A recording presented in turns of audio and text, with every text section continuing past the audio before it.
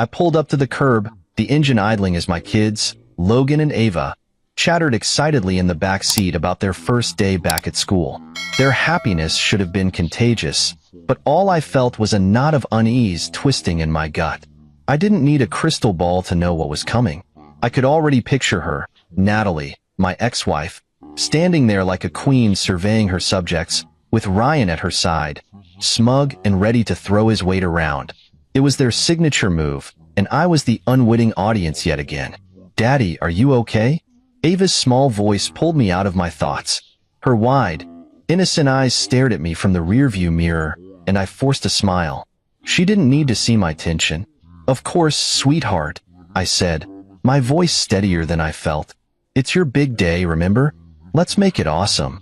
I turned off the car, grabbed my bag, and stepped out, helping Logan and Ava with their backpacks. Their excitement was contagious, a bubble of pure joy in an otherwise tense moment. I was just about to close the car door when I saw them, Natalie and Ryan. Their smiles were too wide, their postures too calculated. My stomach sank like a stone, but I kept my expression neutral. No way was I giving them the satisfaction of seeing me rattled.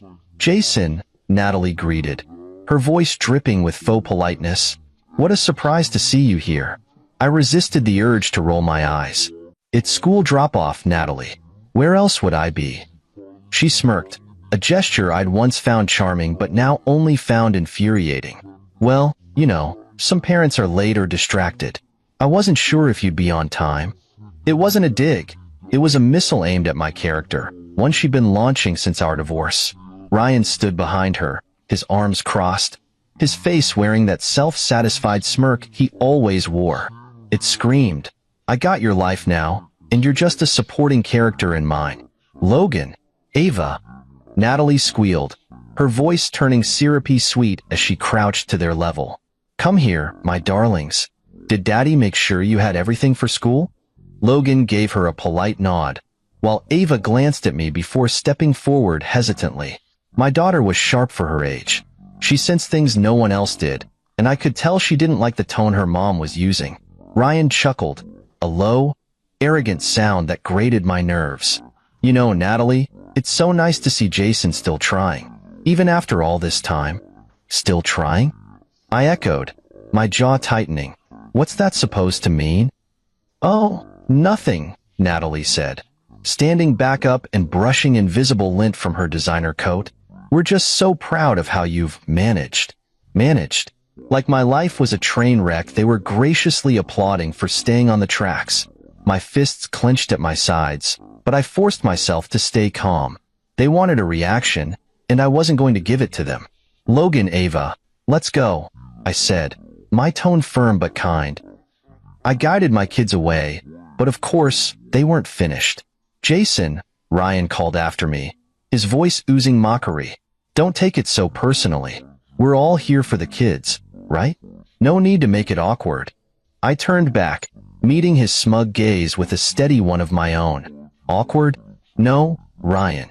Awkward would be me commenting on your parenting, but I won't stoop that low." His smirk faltered for a split second, and I almost smiled. Almost. As I walked my kids toward the school entrance, Logan turned to me. "Why does Mom always act like that?" "She's just being herself," I replied, trying to keep it neutral. He didn't need the ugly truth. Not yet. But as I looked back one last time, I caught the faintest shift in Natalie and Ryan's expressions. Their smug smiles had faltered, replaced by something harder to read.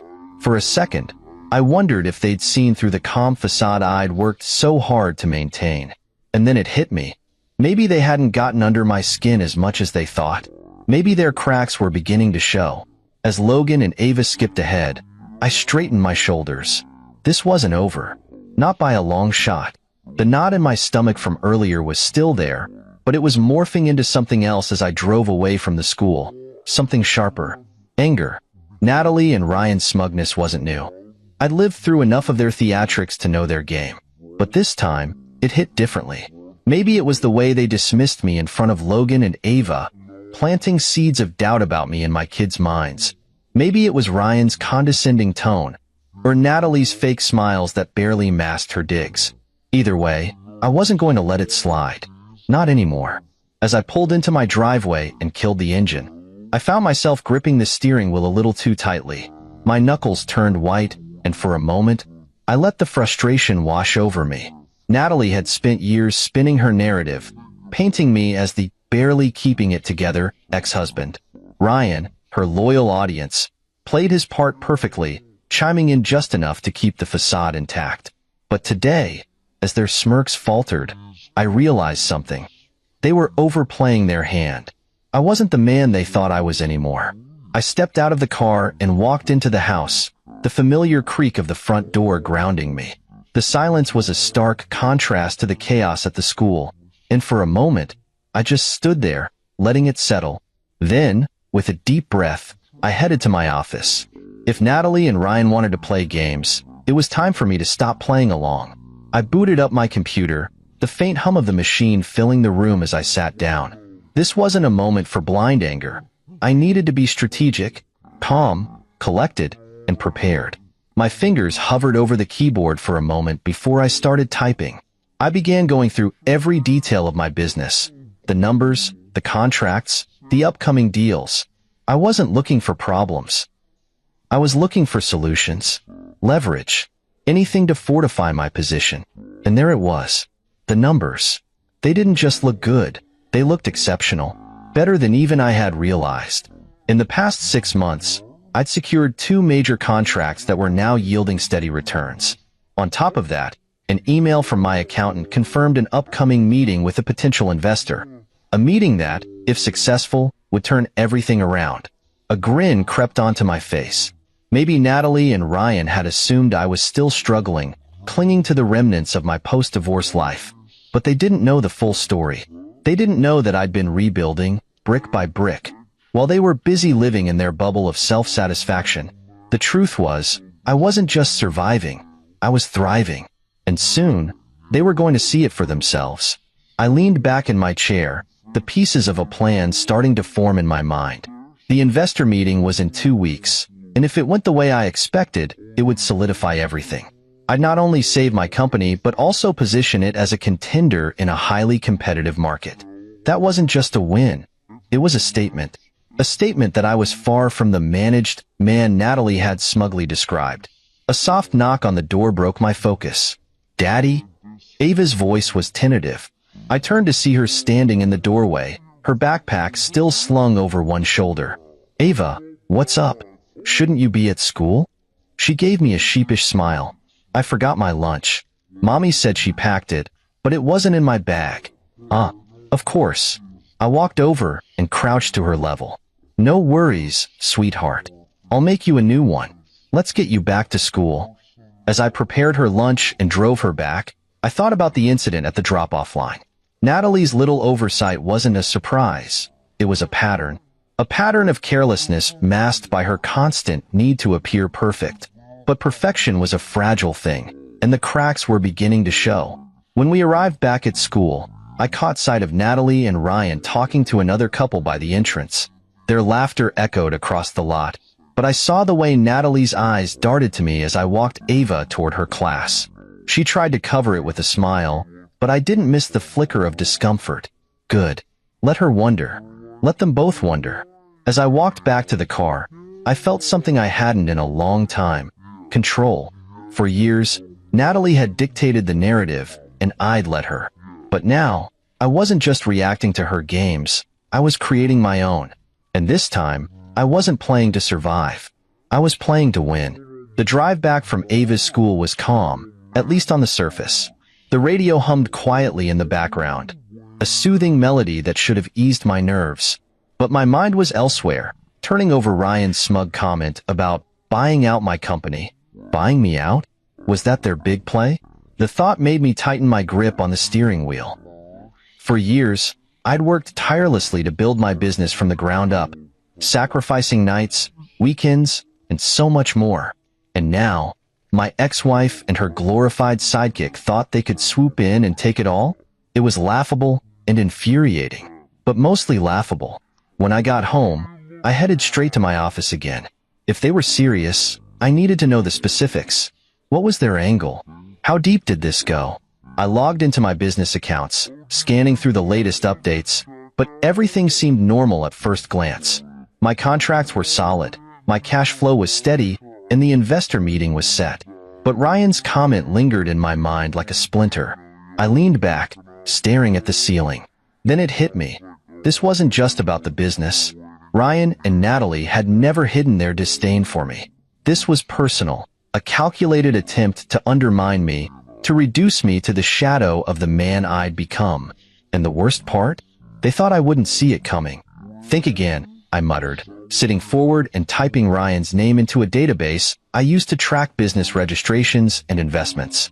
It wasn't long before something popped up, a series of LLCs connected to Ryan. Most were small, insignificant ventures. But one caught my eye. A newly registered company with a vague description about consulting and acquisitions. My stomach twisted. Consulting and acquisitions? It was clear as day what their plan was. Ryan had likely been sniffing around my industry, trying to find cracks, weaknesses, any point of entry to make a bid for my company. The arrogance of it all. Thinking they could outmaneuver me. They didn't even realize they were playing with fire.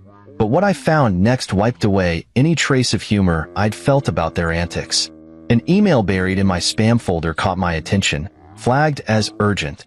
It was from a mutual connection, a vendor I'd worked with for years. The message was short but packed a punch.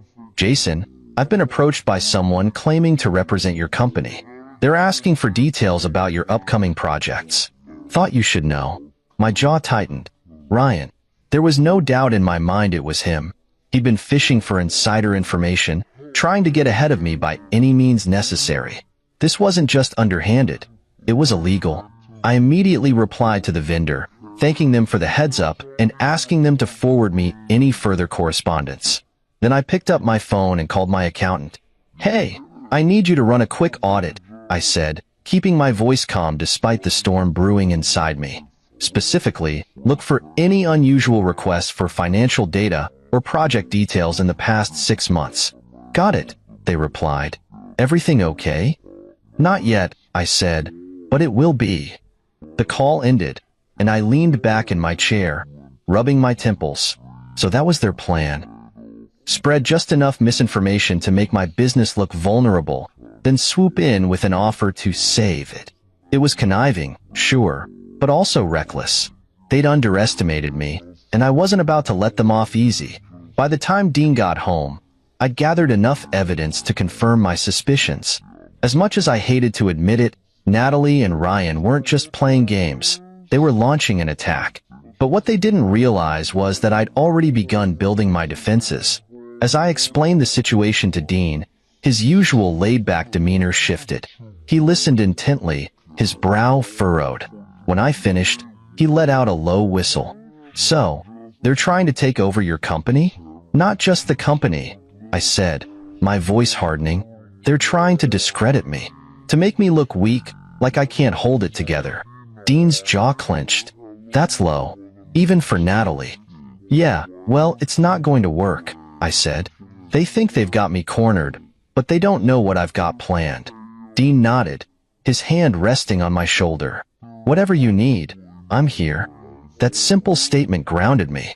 For years, I'd fought these battles on my own, but now I had someone in my corner. Someone who believed in me, not the version Natalie had crafted in her stories. The next morning, I made a few calls, starting with my lawyer. I need you to look into something, I said, discreetly. There's a chance someone's been fishing for information on my company. As the wheels began to turn, I felt a sense of clarity. Ryan and Natalie thought they were a step ahead, but they didn't realize they'd tipped their hand too early. Their arrogance had given me the edge I needed, and now, it was my turn to act. By the time I got to the office, my inbox had a message from the accountant. The audit revealed another surprising detail, a sudden spike in inquiries from companies connected to Ryan's LLC. It was all the proof I needed. This wasn't just a battle anymore. It was war, and I intended to win. As I sat in my office, staring at the evidence laid out before me, it became clear that Natalie and Ryan weren't just dabbling in sabotage. They were fully committed. Ryan's LLC wasn't just a vanity project. It was a weapon aimed directly at me. I had proof of their attempts to pry into my business and disrupt my partnerships, But that wasn't enough. I needed to turn their tactics against them, to show them that I wasn't the man they thought I was anymore. I leaned back in my chair, tapping a pen against my desk as a plan began to take shape.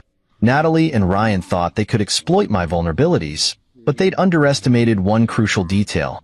I'd spent years rebuilding not just my business, but myself. They were still fighting the old me, the one who used to crumble under Natalie's manipulations. That man was long gone. The first step was securing my position. I couldn't risk Ryan making any more inroads with my business partners, so I started making calls. The conversations were brief but strategic. I reached out to key stakeholders, subtly reinforcing our relationships without tipping my hand. I didn't mention Ryan or Natalie, not yet. For now, I simply reminded them of the value we built together and the opportunities still ahead. By the time I finished the last call, I felt more confident. My foundation was solid. But that was just the beginning. If Ryan wanted to play dirty, I'd show him how it was done. Legally, of course. I called my lawyer again, this time with a more pointed request. I want you to dig into Ryan's LLC, I said. Specifically, I need to know who's backing him and whether there's anything questionable about his dealings. My lawyer didn't miss a beat. Consider it done. Give me a day or two, and I'll have something for you. With that piece in motion, I turned my attention to the investor meeting scheduled for the following week. It wasn't just another meeting anymore. It was my ace in the hole. If I could lock down that deal, it would give me the leverage I needed to counter whatever Natalie and Ryan were planning. I spent the next few hours refining my pitch, anticipating every question and objection that might come up. By the time I was done, I felt ready for anything, or so I thought. That evening, as I was packing up to leave the office, my phone buzzed with a new email. The sender's name stopped me cold. One of my top clients. My stomach tightened as I opened the message, expecting bad news. And sure enough, it was worse than I'd imagined. The client was pulling out of a major contract, citing concerns about the stability of my business. The wording was vague, but the implication was clear. Ryan's meddling was already starting to take effect. I sat there for a moment, the weight of the setback pressing down on me. But then something shifted. The old me might have panicked, spiraling into self-doubt and fear. Not this time. I wasn't going to let Ryan or Natalie see me falter. If anything, this only fueled my resolve. I picked up the phone and called the client directly. I just got your email, I said, keeping my tone calm and professional. I'd like to address any concerns you have about our partnership. The client hesitated, clearly uncomfortable. Jason, it's not personal. We've just been hearing things. Rumors about financial instability, potential buyouts. It's enough to make us reconsider. Rumors, I repeated, my jaw tightening. I understand. But I want to assure you, those rumors are just that, rumors. My company is in a stronger position than ever, and I can't provide you with any documentation you need to confirm that. The client seemed to soften. If you can back that up, we might be willing to reconsider. I'll have everything to you by tomorrow morning, I promised. And if you have any other concerns, don't hesitate to reach out directly. Transparency is important to me. By the time the call ended, I felt a small sense of relief. The contract wasn't lost, not yet. But it was a reminder that Ryan's tactics weren't just annoying. They were dangerous. If I didn't act quickly, he could cause real damage. The next morning, my lawyer called with an update. You were right to dig into Ryan's LLC, he said. There's something interesting here.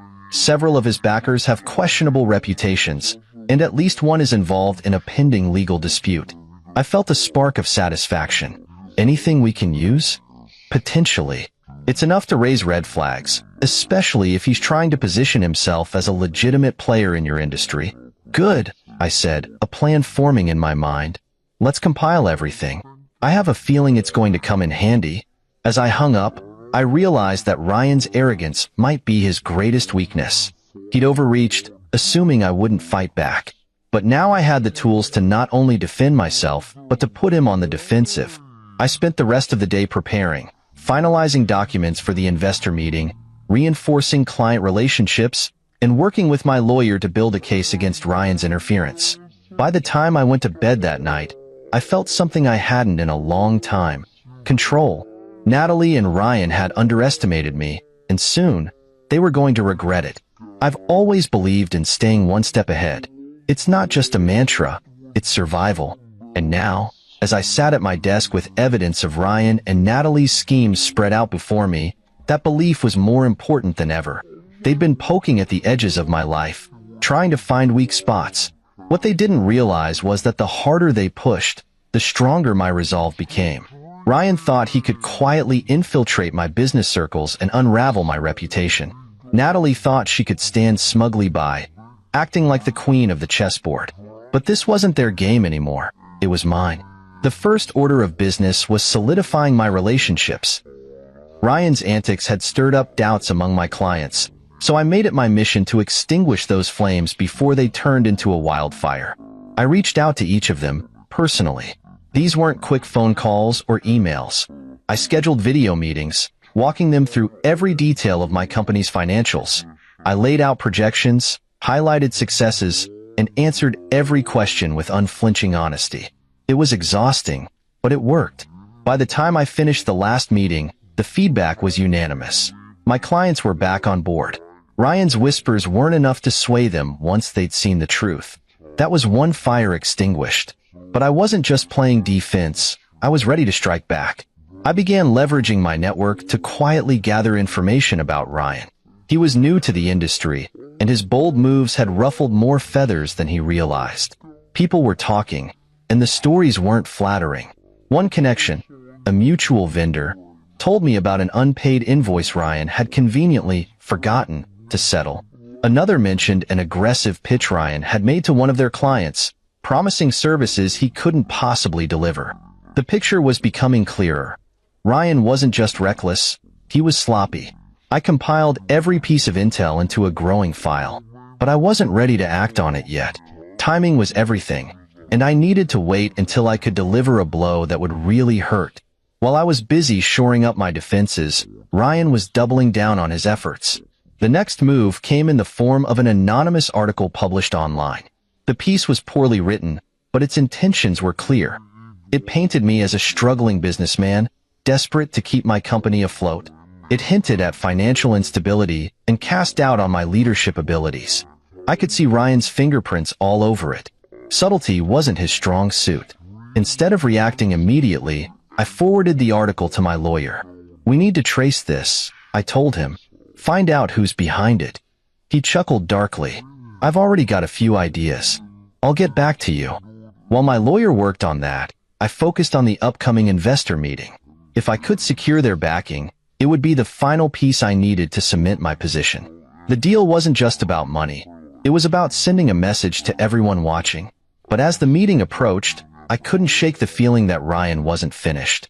He was like a dog with a bone, unwilling to let go until he'd torn everything apart. That suspicion was confirmed when I received another email, this time from an old colleague. He'd been approached by Ryan, who was fishing for information about my past projects. The audacity was almost impressive. Almost. I responded with a simple message, "Thanks for the heads up. Let me know if he contacts you again." It wasn't much, but it was enough to plant a seed of doubt in Ryan's mind. He wouldn't know who was loyal to me and who wasn't. It was a subtle move, but one that I hoped would make him hesitate. By the end of the week, I felt more prepared than ever. My lawyer had traced the article back to a PR firm Ryan had hired, a firm with a questionable reputation of its own. That was the final nail in the coffin. Ryan thought he was building momentum, but in reality, he was stacking a house of cards. And when it fell, it wouldn't just collapse, it would implode. Before I called it a night, I sat down and wrote an email to my team.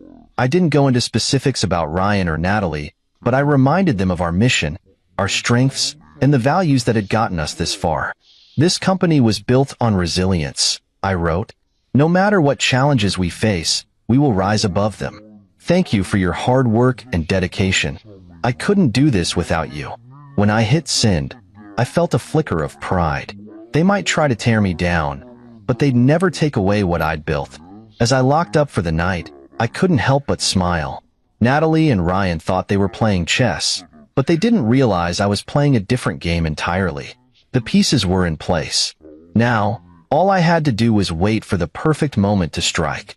The investor meeting was set for noon, and I arrived an hour early.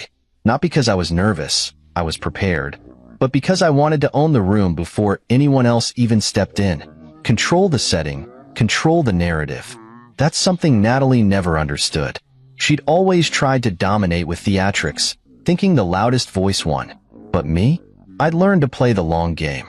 I set up my materials, reviewed my presentation, and rehearsed my responses to potential questions. By the time the investors started arriving, the room felt like mine. When they walked in, I greeted them with confidence. Handshakes, eye contact, the whole 9 yards. The stakes were high, and I needed them to feel that I wasn't just ready for this deal. I was thriving because of it. "Jason, good to see you." One of them, Mr. Carter, said as he settled into a chair. "Heard some buzz about your company recently. Good things." I smiled, knowing exactly what buzz he was referring to. Ryan's little smear campaign hadn't gone unnoticed, but it had also backfired. The investors weren't just interested, they were curious. People love a good redemption story, and Ryan had unknowingly painted me as the underdog. "Well, Mr. Carter," I replied, my tone measured, "I think you'll find the reality even better than the rumors." The presentation went better than I could have hoped. I walked them through every facet of my business, revenue growth, market projections, and the key partnerships I'd secured. They asked tough questions, but I was ready. By the end, there wasn't a single ounce of doubt left in the room. "Jason," another investor said, leaning forward, "this is impressive. I've seen a lot of pitches, but this feels solid. I'm in." The others nodded in agreement, and just like that, the deal was sealed.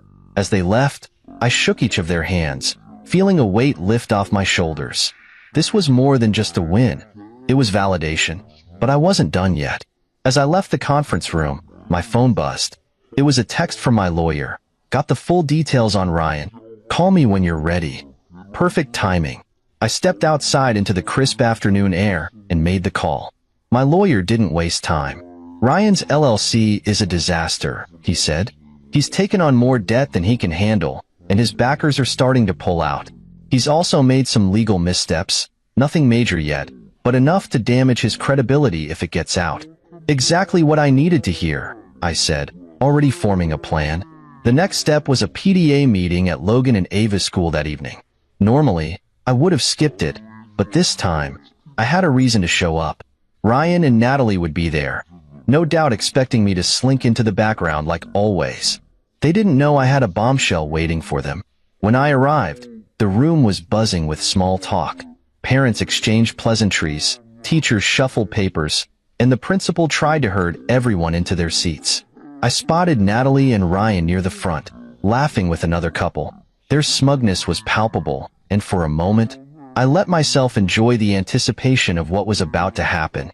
I waited until the principal finished her announcements, then raised my hand to speak.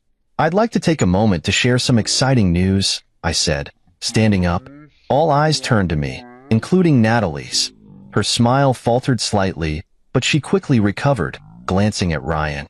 "I recently closed a major investment deal for my company," I continued, keeping my tone steady and confident. "It's a partnership that not only secures our future, but positions us for significant growth in the coming years." There was polite applause, but the real reaction was in Natalie and Ryan's faces. Natalie's smile froze, her eyes darting to Ryan for reassurance. Ryan, meanwhile, looked like he'd swallowed a lemon.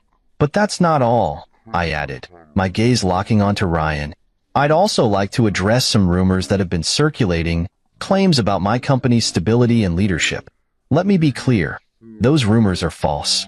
The numbers speak for themselves, and the support of my investors only reinforces that." The room was silent, and I could feel the tension radiating from Natalie and Ryan. They were cornered, and they knew it. After the meeting, as people filed out, Natalie approached me. Her usual composure was slipping. "Jason," she began, her voice forced. "That's great news about your company." "Really?" "Thanks, Natalie," I said, my tone polite but firm. "It's amazing what you can achieve when you stay focused on the truth."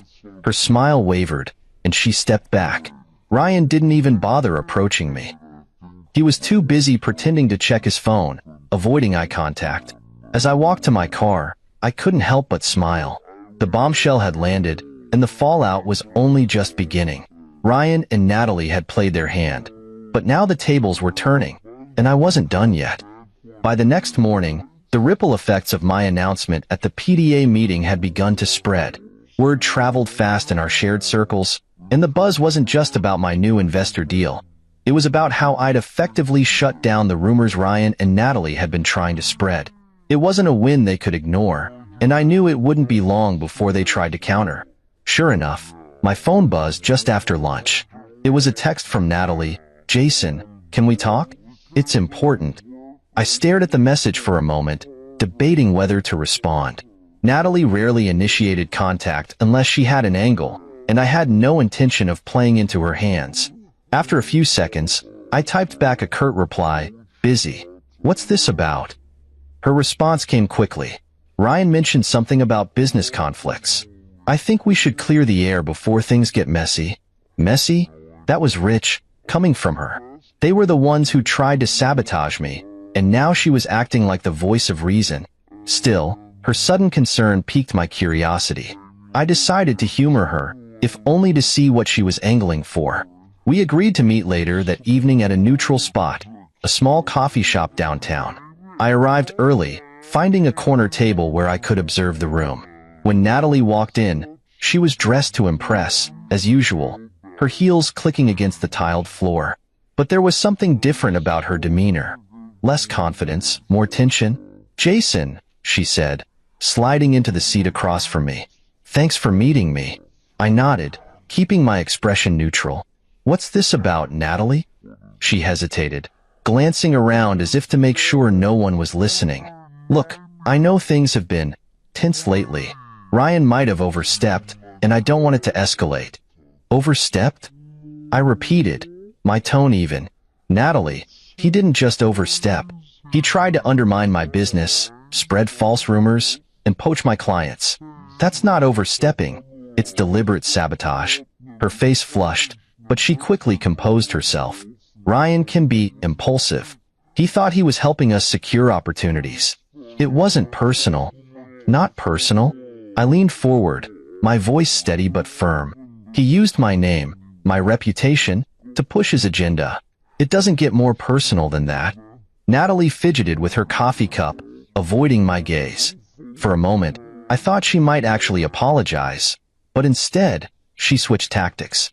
"Look, I didn't know the full extent of what he was doing. I swear. But if you're willing to let this go, I'll make sure he backs off." I almost laughed. "Let it go? Natalie, I'm not the one who started this. But I can promise you this. I'm going to finish it." Her eyes narrowed, the tension between us thickening. "What's that supposed to mean?" "It means I'm done playing defense," I said, my voice cool. "You and Ryan made a mistake thinking I'd just roll over. I've already gathered enough evidence to prove his interference, and if you keep pushing, I won't hesitate to take it public." Natalie's jaw tightened, and for the first time, I saw real fear in her eyes. "Jason, think about the kids. Do you really want to drag this out?" "The kids," I said sharply, "are the only reason I'm not dragging you both through the mud already. But don't mistake my restraint for weakness." The conversation ended soon after, with Natalie storming out of the coffee shop. I stayed behind for a few minutes, finishing my drink and letting the adrenaline settle. She'd come expecting to manipulate me, to talk her way out of the mess she and Ryan had created. Instead, she'd walked away empty-handed. But this wasn't just about Natalie anymore. Ryan was the real problem, and I had no intention of giving him the same courtesy. That night, I called my lawyer. "Alex," I said, my tone resolute, "it's time. I want to move forward with exposing Ryan's actions." Alex didn't hesitate. "I've already drafted the initial documents. We'll start by alerting his backers and business partners about his unethical practices. Once that's in motion, we can escalate if necessary." "Perfect," I said. "Let's make sure this sticks." Over the next few days, Alex and I worked tirelessly to execute our plan. We reached out to Ryan's backers, providing them with evidence of his shady dealings and legal missteps. The response was immediate. Several of them pulled their support, citing concerns about his credibility. Meanwhile, I reached out to key figures in our shared network, quietly sharing the truth about Ryan's attempts to sabotage me. It didn't take long for the word to spread. His reputation, once bolstered by Natalie's influence, was quickly unraveling. Then came the icing on the cake. At a business event later that week, I ran into Ryan himself. He tried to act casual, greeting me with a forced smile, but the tension in his posture gave him away. "Jason," he said, extending a hand. "Good to see you." I didn't take it. "Ryan," I replied, my voice steady. "How's business?" His smile faltered, but he quickly recovered. "Busy as always." "Good to hear," I said. "Though I imagine it's harder to stay busy without certain backers, isn't it?" The color drained from his face, and for a moment, he just stood there, speechless. Then, without another word, he turned and walked away. As I watched him leave, a sense of satisfaction settled over me. The tables had turned, and for the first time in years, I felt like I was in control. Ryan and Natalie had underestimated me, and now they were paying the price. But this wasn't the end. Not yet. The silence was the first thing I noticed. The calls, the emails, the constant whispers that had been buzzing around my business just stopped. At first, I thought it was the calm before another storm, but the truth was simpler. Ryan's world was starting to collapse. Word of his shady dealings had spread like wildfire. Alex had executed the plan flawlessly, delivering the damning evidence to Ryan's backers, partners, and even his prospective clients. One by one, they started distancing themselves. At first, it was subtle, quiet withdrawals of support, a few canceled meetings. Then it turned public. A major backer issued a statement about re-evaluating their relationship with Ryan's LLC, which was business speak for "we're out." I didn't gloat. Okay, maybe I did a little, quietly, to myself, but outwardly, I kept things professional. This wasn't about rubbing it in Ryan's face. It was about showing everyone, including Natalie, that I wasn't the pushover they thought I was. By midweek, my phone rang, and I wasn't surprised to see Natalie's name on the screen. I debated letting it go to voicemail, but curiosity got the better of me. I answered, keeping my tone neutral. "Natalie." There was a pause, just long enough for me to hear her unease. "Jason," she began, her voice lacking its usual confidence. "We need to talk." "About?" Another pause. "About Ryan." I almost laughed. Of course, it was about Ryan. She wasn't calling to apologize or make amends. She was calling to clean up the mess she'd helped create. "I'm listening," I said, leaning back in my chair. "He's struggling," she admitted. The words clearly difficult for her to say. The rumors, the loss of support, it's all hitting him hard. "And this concerns me how?" I asked, keeping my voice steady. She sighed. "Jason, I know you're angry." "Angry?" I interrupted, my tone sharp. "Natalie, angry doesn't even begin to cover it. Your husband tried to destroy my career, my reputation. He put my business, my livelihood, at risk.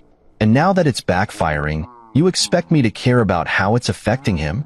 Her silence spoke volumes. Finally, she said, "I didn't know it would go this far." I couldn't help but scoff. "You didn't know? Natalie, you stood by and let him attack me, and now you're surprised there are consequences?" She tried again, softer this time. "Jason, I know you don't owe me anything, but this is spiraling. Ryan's talking about, well, he's talking about lawyers. Retaliation." That caught my attention. "Retaliation?" I repeated, sitting up. "Retaliation for what? I haven't done anything illegal, Natalie. Can Ryan say the same?" Her breath hitched, and I knew I'd struck a nerve. "Jason, please," she said, her voice cracking. "I just want this to stop." For a moment, I almost felt bad for her. Almost. But then I remembered the smug looks, the condescending comments, the months of sabotage. This wasn't my mess to clean up. "Natalie," I said, my voice firm. "This stopped being my problem the moment you and Ryan decided to make me your target. If he wants to involve lawyers, let him. I've got nothing to hide. Can he say the same?" She didn't respond, and after a few seconds, I ended the call. Whatever fallout Ryan and Natalie were dealing with, they brought it on themselves. Later that day, Alex called with another update. "It's worse than we thought," he said, sounding almost impressed. Ryan's LLC is hemorrhaging money. The backers who haven't pulled out completely are demanding audits, and it looks like there are some discrepancies. Discrepancies? I asked, raising an eyebrow. Nothing concrete yet, but enough to raise red flags. If those audits turn anything up, Ryan could be looking at serious legal trouble. I leaned back in my chair, letting the weight of his words sink in. Ryan wasn't just losing his reputation. He was on the verge of losing everything. Keep me posted, I said. I have a feeling this is far from over. Over the next few days, the fallout continued. Ryan's LLC was effectively dead in the water, and Natalie's attempts to smooth things over only made matters worse. At one point, I heard through the grapevine that she tried to set up a meeting with one of Ryan's former backers, only to be turned away at the door. And then, just when I thought things couldn't get more chaotic, I received an unexpected email. It was from Ryan. The subject line was simple: "Let's talk." I stared at the screen for a long time, debating whether to open it. Eventually, curiosity won out. The message was short and to the point. "Jason, I think we've both made mistakes. Let's sit down and work this out like adults. Name the time and place." Mistakes. That was rich. I debated ignoring it, but something told me this was an opportunity one couldn't pass up. Ryan had been cornered, and now he wanted to talk. Fine, I'd let him talk, but this time, I'd be the one calling the shots. When I agreed to meet Ryan, I made sure it was on my terms. A neutral location, no lawyers, no Natalie. Just the two of us, face to face. If he thought he could bluff his way out of this, he was about to learn just how much the tables had turned. We met at a quiet restaurant downtown, one I'd picked specifically because it didn't suit Ryan's usual flair for drama. When I arrived, he was already there, sitting stiffly in a corner booth. He looked different. His usually confident posture slouched, his suit wrinkled in a way that screamed desperation. The man who once walked into every room as though he owned it now seemed like a shadow of himself. "Jason," he said as I approached, standing to shake my hand. His grip was weak. I didn't bother pretending to smile. "Ryan," I replied, sliding into the seat across from him. "Let's get to it." He cleared his throat, obviously thrown by my directness. "Look, I think we both know this situation has gotten out of hand. Mistakes were made, on both sides, and I think it's time we de-escalate." I raised an eyebrow. "De-escalate? You mean after you spent months trying to sabotage my business? After you dragged my name through the mud and tried to turn my clients against me? Now you want to de-escalate?" He flinched but recovered quickly. "Jason, come on. You've made your point. The investors have pulled out, my backers are gone, and my LLC is dead in the water. I get it. You've won." There it was, the admission I'd been waiting for. "This isn't about winning, Ryan," I said, my tone cold. "This is about accountability. You didn't just come after me. You came after my livelihood, my family. You thought you could ruin me, and now you're asking for a truce? You're lucky I haven't taken this to court." His jaw tightened, and for a moment, the old Ryan resurfaced, the arrogant, conniving man who thought he could outsmart anyone. But it was fleeting. He knew he didn't have the upper hand anymore. "What do you want?" he asked, his voice strained. "I want you to own up to what you've done," I said. "Publicly. Admit to the lies, the sabotage, all of it. I want a written statement sent to every client, every backer, and every partner you've misled. And I want you to stay out of my business. Permanently." Ryan's face darkened, but he nodded slowly. "Fine. And one more thing," I added, leaning forward. "If you ever try to come after me again, personally or professionally, I won't just defend myself. I'll bury you." He didn't respond, just stared at me with a mix of resentment and defeat. Eventually, he nodded again. "You'll have your statement by the end of the week." "Good," I said, standing. "Then we're done here." I didn't wait for a goodbye. The fallout from Ryan's confession was swift and brutal. Once his statement went public, his remaining credibility vanished. His former backers distanced themselves completely, and word spread quickly through our industry. Natalie, who had spent years building her image as the perfect wife and business partner, suddenly found herself alone in a sinking ship. For me, it wasn't just a victory. It was closure. After years of enduring their games and manipulation, I was finally free. Free to focus on my kids, my business, and the life I'd worked so hard to rebuild. Logan and Ava were the ones who noticed the change first. They didn't fully understand what had happened, but they could sense the difference in me. The tension I'd carried for so long was gone, replaced by a calm certainty that things were finally as they should be. One evening, as we sat around the dinner table, Ava looked up at me and asked, "Daddy, why are you smiling so much these days?" I laughed, ruffling her hair. "Because things are finally good, sweetheart, and they're only going to get better."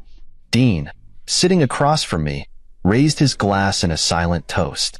His unwavering support had been my anchor through all of this, and I couldn't have done it without him. He smiled at me, his eyes filled with pride. "You did it, Jason. You took back your life." "Not just mine," I said, glancing at Logan and Ava. "Ours." In the days that followed, life began to settle into a new normal. My business thrived, my relationship strengthened, and the shadow of Ryan and Natalie slowly faded into the background. They'd underestimated me, but more importantly, they'd underestimated what I was fighting for. My family, my integrity, my future. On a quiet Saturday afternoon, as I watched Logan and Ava play in the backyard, I realized something profound. Winning wasn't just about defeating them. It was about reclaiming my peace, my purpose, and my pride. And I had done exactly that.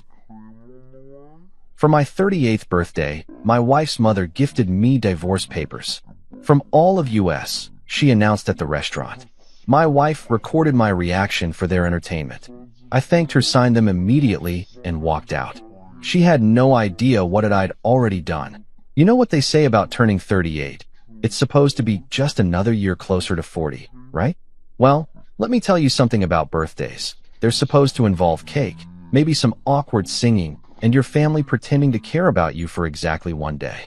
What they're not supposed to involve is getting served divorce papers like you're some deadbeat who forgot to pay child support. But here I was, sitting in Riversong Bistro, this overpriced joint that serves $12 appetizers and calls them artisanal, staring at my mother-in-law Margaret Collins as she stood up like she was about to give the damn State of the Union address. The woman had this smug little smile plastered across her face, the kind that screamed, "I'm about to ruin your entire existence, and I'm going to enjoy every second of it." "From all of us," she announced, holding out this pink butterfly envelope like it was the Hope Diamond. Jesus Christ, pink butterflies. Even their choice of stationery was insulting. I mean, what kind of psychopath puts divorce papers in an envelope that looks like it should contain a 6-year-old's birthday party invitation? The whole table went dead quiet. You know that feeling when you walk into a surprise party, except instead of people yelling surprise, they're all waiting for you to have a mental breakdown? Yeah, that was the vibe.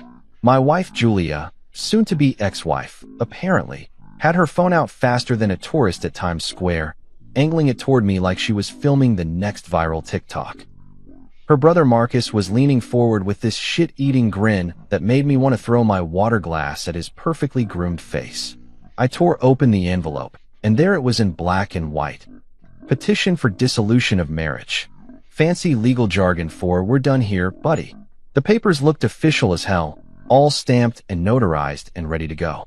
These people had done their homework. I'll give them that. They'd probably been planning this little performance for weeks, maybe months. The thing is, when you're expecting something like this, and trust me, I was, it doesn't hit you the way they want it to. They were all sitting there like vultures waiting for me to cry, beg, maybe flip the table over, and cause a scene that would give them something to gossip about for the next 5 years. Margaret probably had her whole Bridge Club speech ready. You should have seen how he completely lost it at Riversong. Poor Julia, she's so much better off without him. But you know what I did instead? I pulled out my pen, the same Mont Blanc Julia had given me last Christmas, ironically enough, and signed those papers right there at the table. Didn't even read the fine print. Just scribbled my name on every line that said respondent, and slid the whole stack back toward Margaret like I was returning a bad meal. "Thank you," I said, standing up and adjusting my jacket. This is exactly what I needed. The silence that followed was absolutely delicious. You could have heard a pin drop in that overpriced restaurant. Julia's phone was still recording, but now she looked like she'd just watched someone kick a puppy. Marcus's grin had completely disappeared, replaced by this confused expression like he'd just solved a math problem and gotten the wrong answer. And Margaret? Oh, Margaret looked like someone had just told her that her precious country club membership had been revoked. That's it. Julia stammered, finally lowering her phone. You're not going to fight this? I looked at her, really looked at her, for what I knew would probably be the last time as her husband. 5 years of marriage, and she still thought she knew me. Still thought I was the same guy who'd bend over backward to make her family happy, who'd sit there and take their passive-aggressive comments with a smile. Fight what, Julia? Your happiness. I shrugged. If this is what you want, then congratulations. You got it. Marcus cleared his throat, clearly trying to salvage whatever this was supposed to be. Look, man, this doesn't have to be. Doesn't have to be what, Marcus? Easy. Too late for that. I pulled out my wallet and dropped a 50 on the table. This should cover my share of the bill. And the entertainment. I could feel every eye in that restaurant on me as I walked toward the exit. The other diners had probably figured out they were witnessing some kind of family drama. And let's be honest, people eat that stuff up like it's free cable. I could hear the whispers starting already. Did you see that? Just signed the papers and walked out. Cold as ice. But here's the thing they didn't know. The thing that Margaret and Julia and precious Marcus had no clue about. While they'd been sitting around planning this little birthday ambush, thinking they were so clever with their legal papers and their dramatic timing, I'd been 10 steps ahead of them. See, they thought they knew me. Thought I was just Julia's husband who runs a small business. That's how Margaret always introduced me at parties, with air quotes and everything. They thought I was some kind of underachiever who should be grateful to be part of their precious family. They thought I'd fall apart without them, that I'd come crawling back begging for another chance. What they didn't know was that their little envelope had just handed me the one thing I'd been waiting for: freedom. Complete, total, no strings attached freedom from their toxic little dynasty. As I pushed through the restaurant doors and stepped out into the cool evening air, I felt lighter than I had in years. No more family dinners where I was the punchline. No more Margaret's condescending comments about my cute little company. No more pretending to laugh at Marcus's jokes about how real men work in corporate America. I pulled out my phone and scrolled to a contact I'd been saving for exactly this moment. Claire, I said when my sister picked up. It's done. They actually went through with it. Jesus, they really served you divorce papers at your birthday dinner. Pink butterfly envelope and everything. I'm telling you, these people have no sense of irony. Claire laughed, the first genuine laugh I'd heard in months. So what now? I looked back through the restaurant window. I could see Margaret gesticulating wildly, probably trying to explain to the table why their brilliant plan had just backfired spectacularly. Julia was staring at the signed papers like they might suddenly burst into flames. Marcus looked like he'd swallowed something unpleasant. Now, I smiled, turning away from the window and walking toward my car. Now the real fun begins. Because here's what Margaret Collins and her perfect little family were about to find out. When you try to destroy someone's life, you better make damn sure you actually can. And they had absolutely no idea what they'd just unleashed. 3 days before my birthday disaster at Riversong Bistro, I was having one of those days where everything goes wrong from the minute you wake up. You know the kind. Coffee maker breaks, traffic's a nightmare, and your biggest client decides they want to revisit the terms of a contract you've been working on for months. So when I pulled into my driveway at 2:30 in the afternoon instead of my usual 6 o'clock, all I wanted was to grab a beer, maybe catch the last half of whatever game was on, and pretend the rest of the world didn't exist. But apparently, the universe had other plans. I walked through the front door expecting the usual afternoon silence. Julia would be at her yoga class, or getting her nails done, or doing whatever it is that women who don't work do with their afternoons. Instead, I heard this weird shuffling sound coming from the dining room, like someone was frantically organizing papers. Now, let me paint you a picture of our dining room. It's this formal space that Julia insisted we needed because proper families have proper dining rooms. We've probably eaten in there maybe 6 times in 5 years of marriage, and most of those were when Margaret came over to judge our furniture choices. The rest of the time, it's basically a very expensive storage room for Julia's craft projects and whatever random crap accumulates when you have too much house and not enough purpose. So hearing activity in there was already weird. But what I saw when I peeked around the corner, that was straight up suspicious as hell. There was Margaret Collins, hunched over our dining table like some kind of evil secretary, wearing those reading glasses that made her look like a librarian who'd snap your head off for returning a book late. She had papers spread out everywhere, official-looking documents with letterheads and seals, and all that legal mumbo-jumbo that makes your stomach drop even when you're not doing anything wrong. But here's the kicker. She had a red pen in her hand, and she was marking up these papers like a teacher grading the worst essay she'd ever read, making notes in the margins, circling things, drawing arrows, the whole 9 yards. This wasn't just reading. This was editing. This was strategizing. And sitting right next to her elbow was one of those festive birthday envelopes, pink with little butterflies all over it, just waiting to be filled. I stood there for maybe 10 seconds, watching her work, before my brain caught up with what I was seeing. This wasn't some random paperwork. This wasn't Margaret helping Julia organize our insurance policies or updating our will. This was something else entirely, something that required secrecy and planning and apparently a lot of red ink. That's when I decided to make my presence known. "Hey, Margaret," I said, stepping into the room like I hadn't been standing there watching her little document editing session. "Didn't expect to see you here." Holy shit, you should have seen her reaction. The woman practically launched herself into orbit. Papers went flying, the red pen shot across the table like a tiny missile, and those reading glasses nearly flew off her face. For a split second, she looked exactly like what she was, someone who'd been caught red-handed doing something she definitely shouldn't have been doing. But Margaret Collins didn't get to be the queen bee of the Willowbrook Country Club by folding under pressure. Within about 3 seconds, she'd gathered up all those papers like she was shuffling a deck of cards, slid them into that butterfly envelope faster than a Vegas dealer, and put on that fake smile that could win Academy Awards. "Oh, hello, dear," she said, standing up and smoothing down her blouse like nothing had happened. "I didn't hear you come in."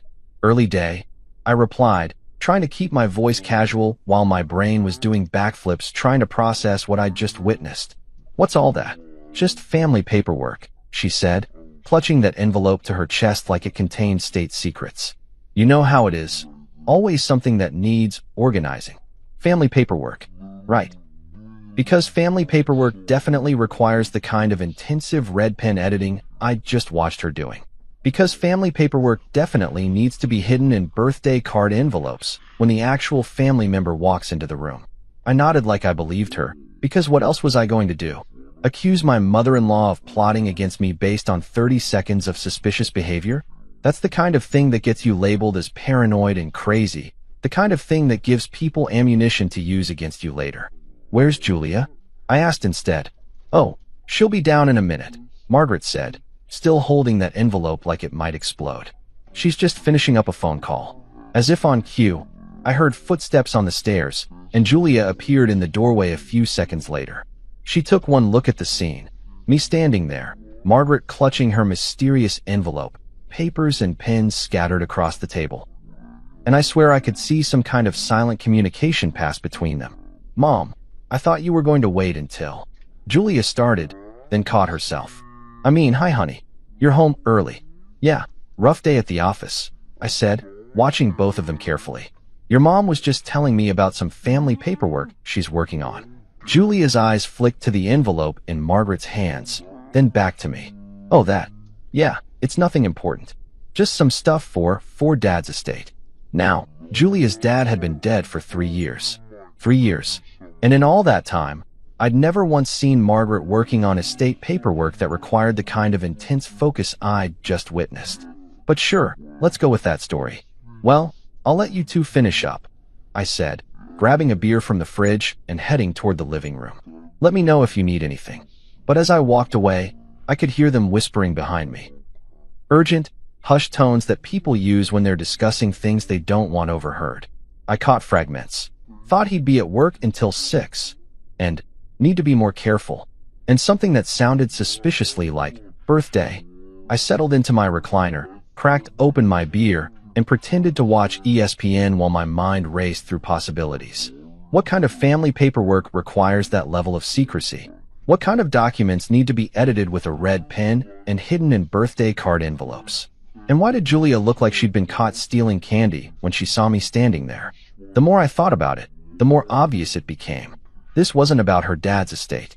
This wasn't about organizing insurance policies or updating emergency contacts. This was about me. Had to be. Because what else would require that kind of cloak-and-dagger behavior in my own damn house? Over the next hour, I watched Margaret leave, hugging that envelope like it contained the crown jewels. I watched Julia pace around the house, checking her phone every few minutes like she was waiting for some kind of confirmation. I watched both of them avoid making eye contact with me, speaking in those overly cheerful tones that people use when they're trying to act normal and failing miserably. And you know what? I let them think they'd gotten away with it. I let them believe I was clueless, that I hadn't seen anything suspicious, that I was just the oblivious husband who came home early and interrupted their little planning session. But inside, I was already 3 moves ahead. Because if Margaret Collins and my dear wife Julia thought they were going to blindside me with whatever they'd been cooking up, they had another thing coming. Game on, ladies. Game fucking on. Let me tell you something about the Collins family. They perfected the art of making someone feel like absolute garbage while smiling the entire time. It's like a superpower, except instead of fighting crime, they use it to slowly crush your soul at dinner parties. Margaret Collins had despised me from day one. I'm talking about the very first time Julia brought me home to meet the family, back when we were still in that honeymoon phase where you think love conquers all and family drama is just something that happens to other people. What a naive little shit I was. I remember walking into their house, this massive colonial in the fancy part of town with the circular driveway and the perfectly manicured lawn that probably cost more to maintain than most people's salaries. Margaret opened the door wearing this smile that didn't quite reach her eyes, looked me up and down like she was evaluating livestock, and said, "So you're the young man Julia's been telling us about." Even then, I could hear the disappointment in her voice. Like Julia had been hyping up some kind of Prince Charming, and instead she got stuck with, well, me. But the real fun started when we got to parties. Oh man, the parties. The Collins family loved their social gatherings, charity fundraisers, country club events, neighborhood barbecues where everyone compared their kids' accomplishments and tried to one-up each other with stories about their latest vacations to Europe. At every single one of these events, Margaret would introduce me the exact same way. "This is Julia's husband. He runs a small business." And she'd say small business, like it was some kind of communicable disease, with this tone that suggested I was probably selling bootleg DVDs out of the trunk of my car. It didn't matter that I was actually building something, that Ridgewell Solutions was growing every year, that I was working my ass off to create something meaningful. To Margaret, if it wasn't a Fortune 500 company with a corner office and a secretary, it wasn't worth mentioning.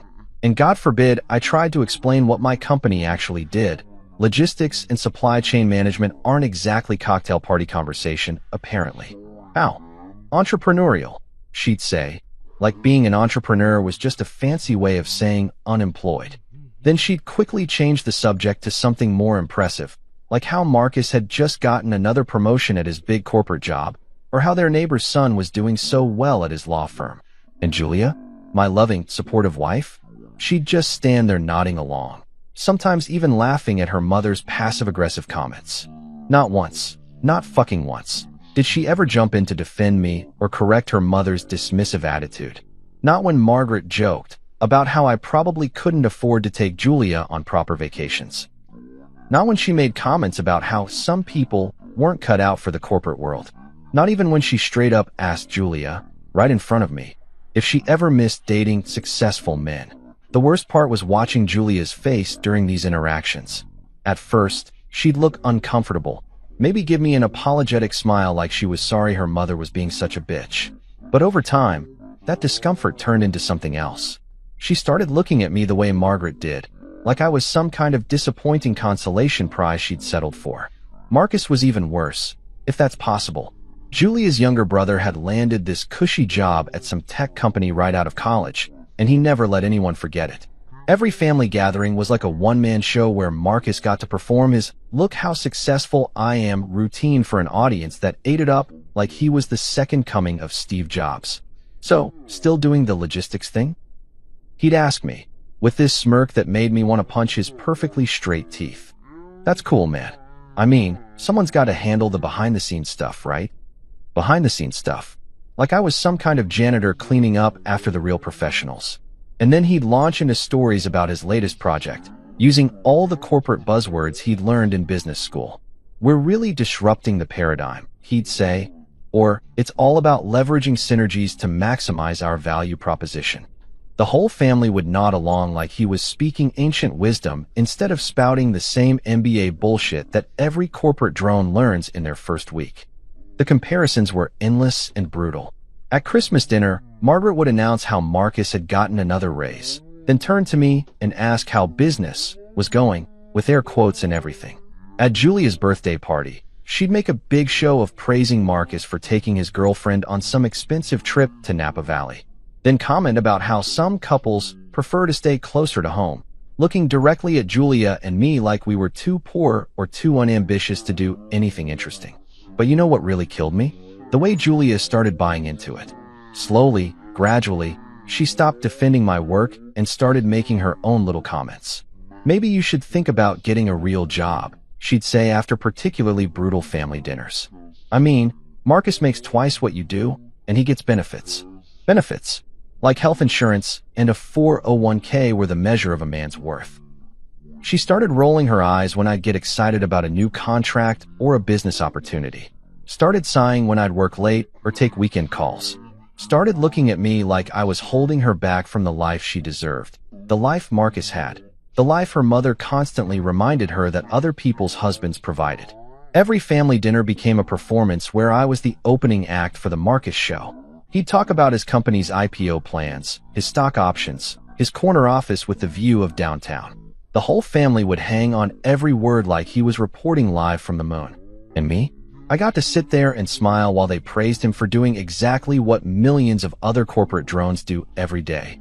Showing up, following orders, and collecting a paycheck. Meanwhile, I was out there building something from scratch, creating jobs, solving problems, taking real risks. But because it didn't come with a fancy title and a corporate expense account, it didn't count. The crazy part was, I actually liked Marcus at first, before I realized what a pretentious asshole he'd become. Back when he was just Julia's annoying little brother, instead of the golden child who could do no wrong. But success had gone to his head, and Margaret's constant praise had turned him into this smug, condescending prick who thought his corporate job made him better than everyone else. "You know," he said to me once at a barbecue, "if you ever want to get serious about your career, I could probably get you an interview at my company. I mean, they're always looking for people to handle the operational stuff." Operational stuff.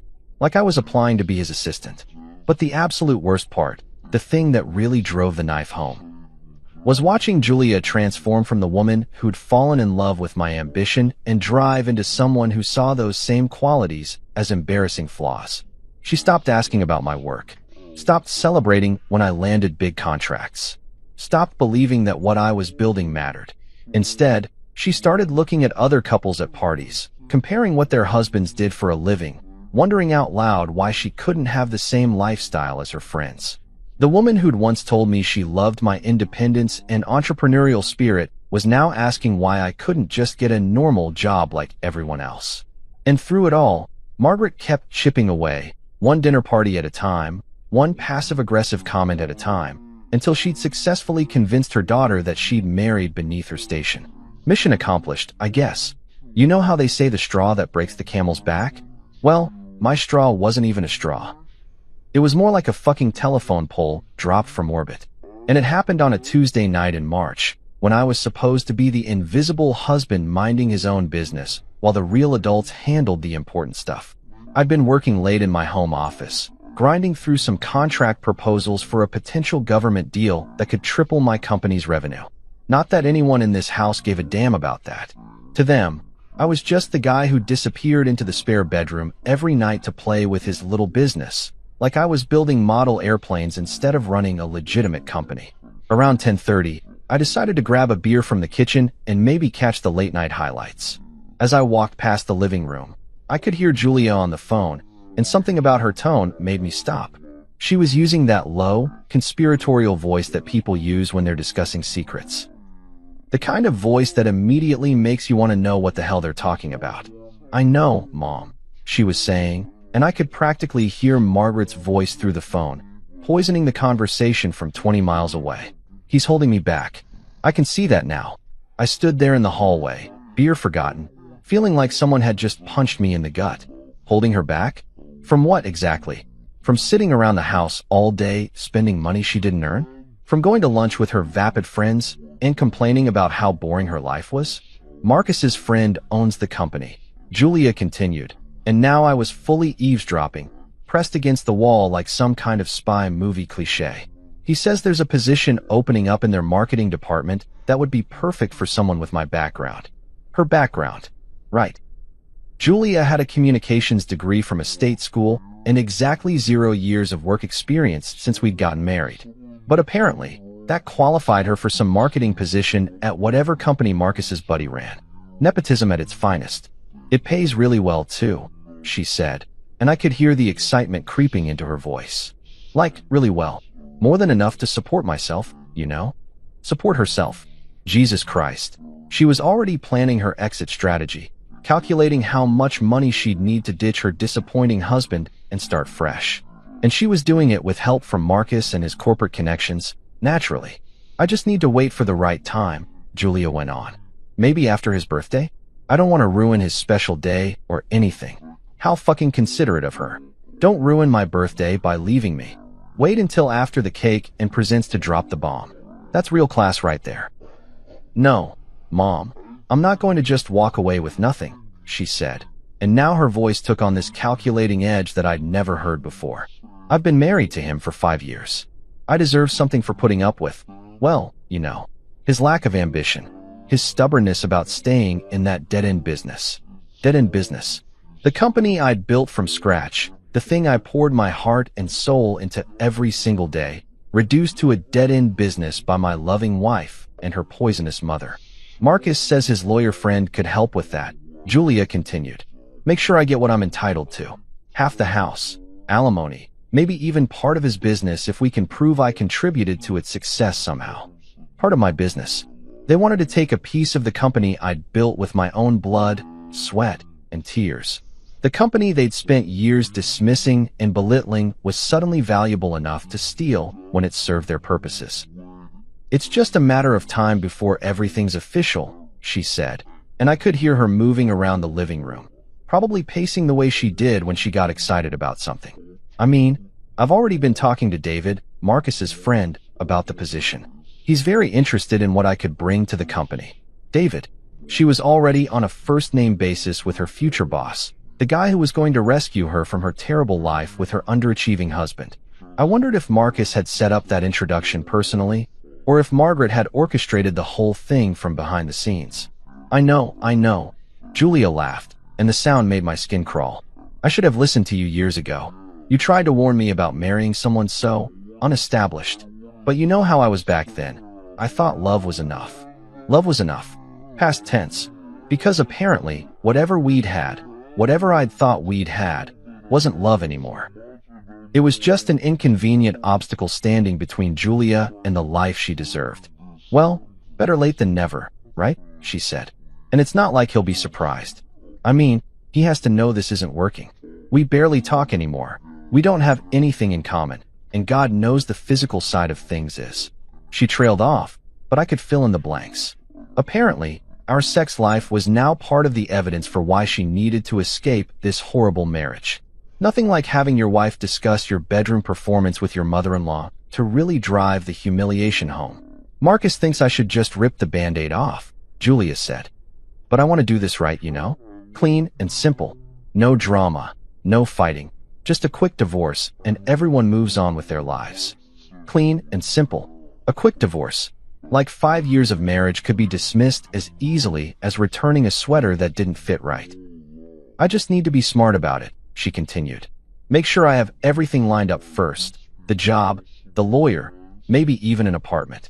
I don't want to depend on him for anything during the transition. The transition.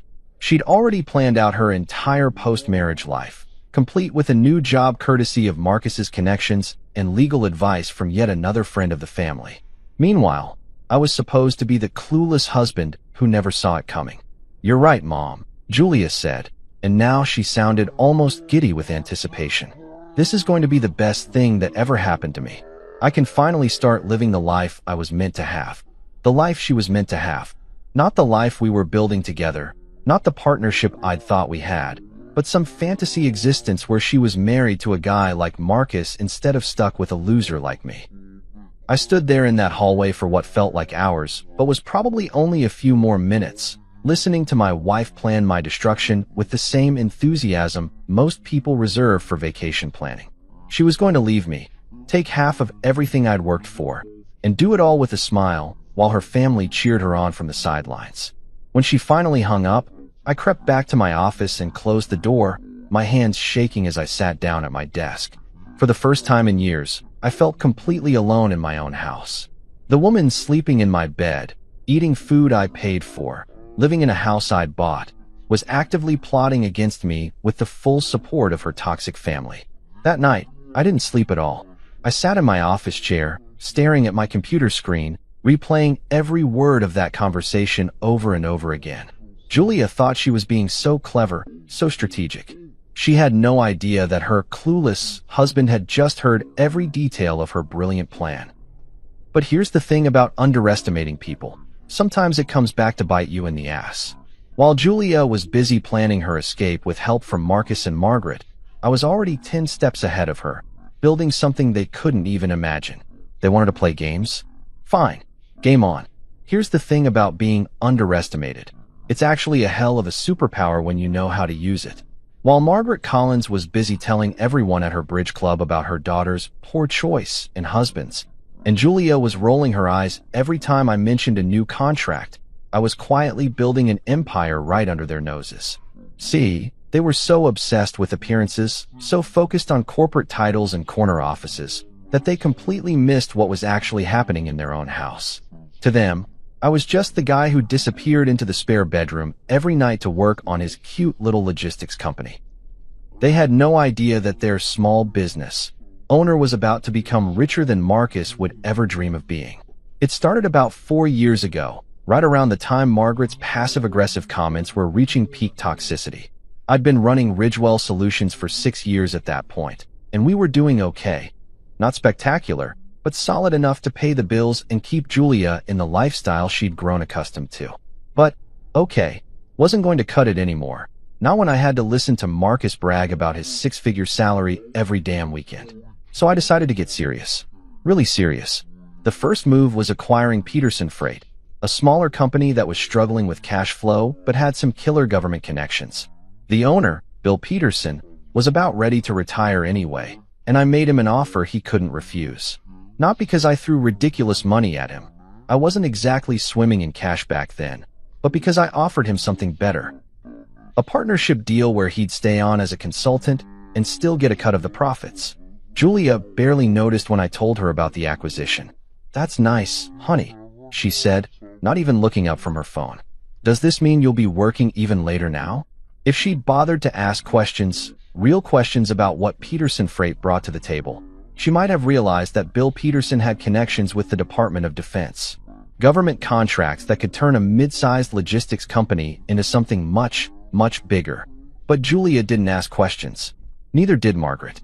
Neither did Marcus, who was too busy humble bragging about his latest promotion to pay attention to what his loser brother-in-law was actually doing. The second acquisition came 18 months later, Crawford Supply Chain, a company that specialized in cold storage and pharmaceutical logistics.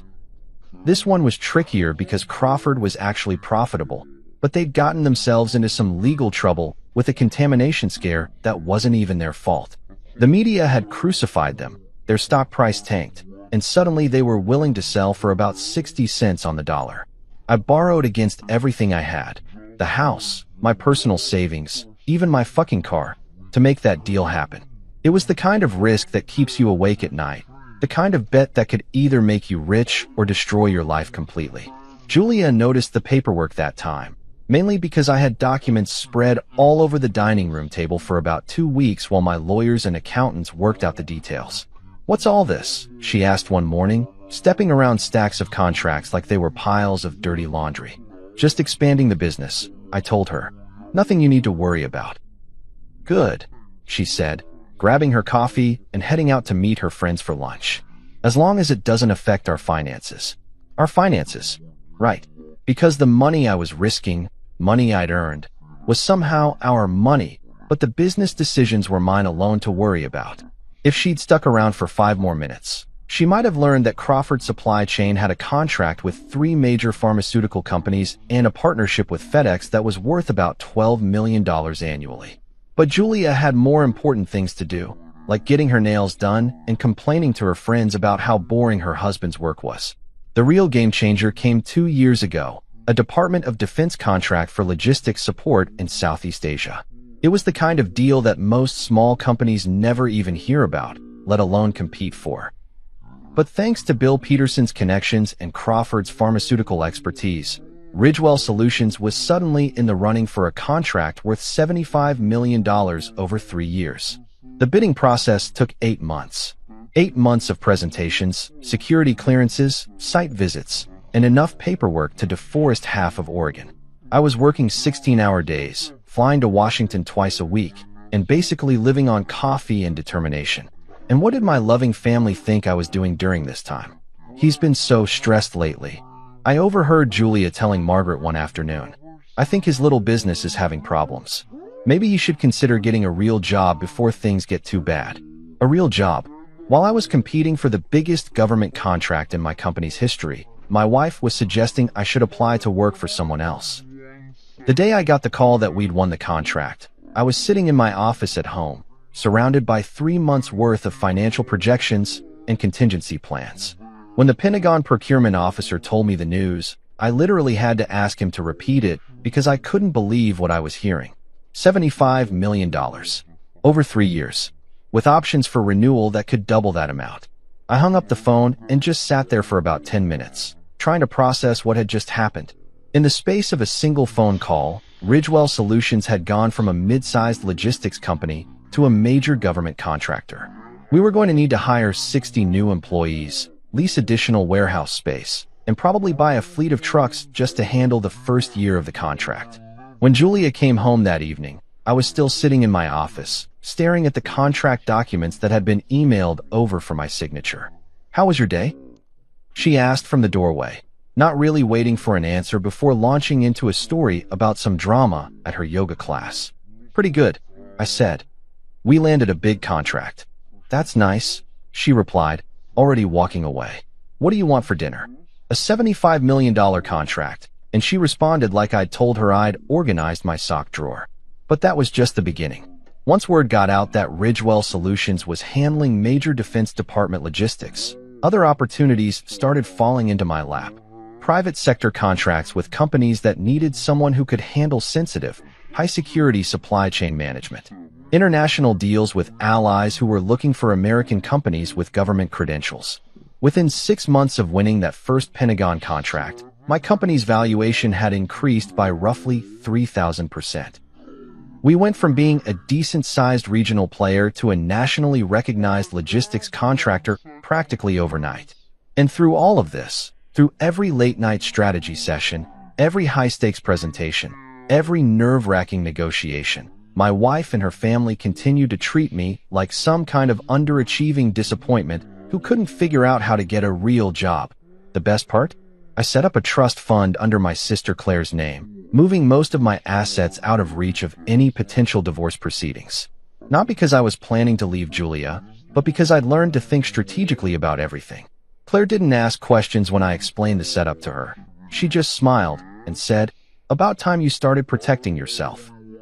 So while Margaret was at her bridge club complaining about her daughter's unsuccessful husband, and Julia was daydreaming about the life she could have with someone like Marcus, I was quietly becoming wealthier than any of them could imagine. The really ironic part?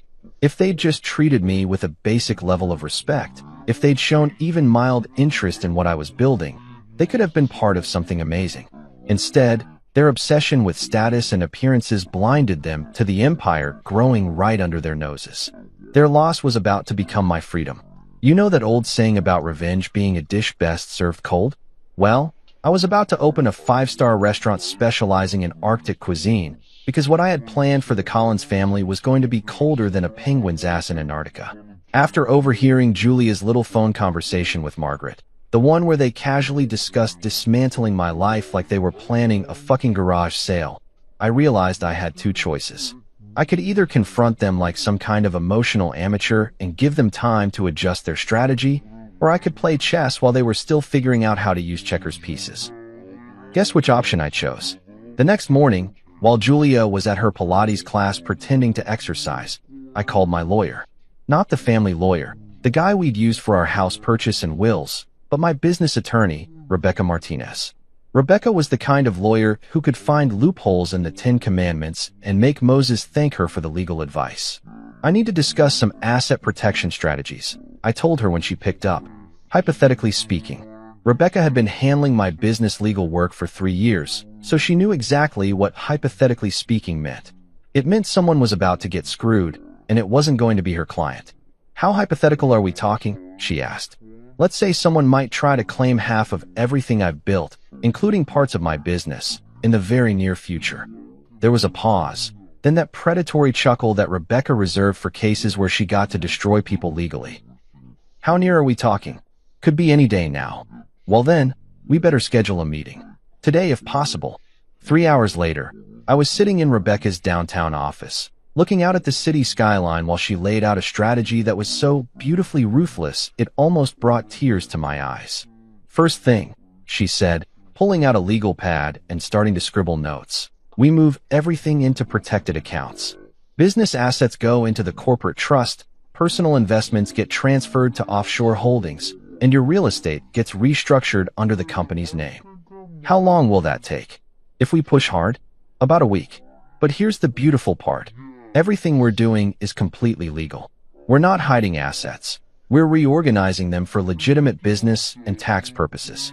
Your wife's theoretical lawyer won't be able to touch any of it. I love this woman. Not romantically. Rebecca was happily married to a federal judge. But professionally, she was like watching a master artist paint with lawsuits and loopholes. What about the house?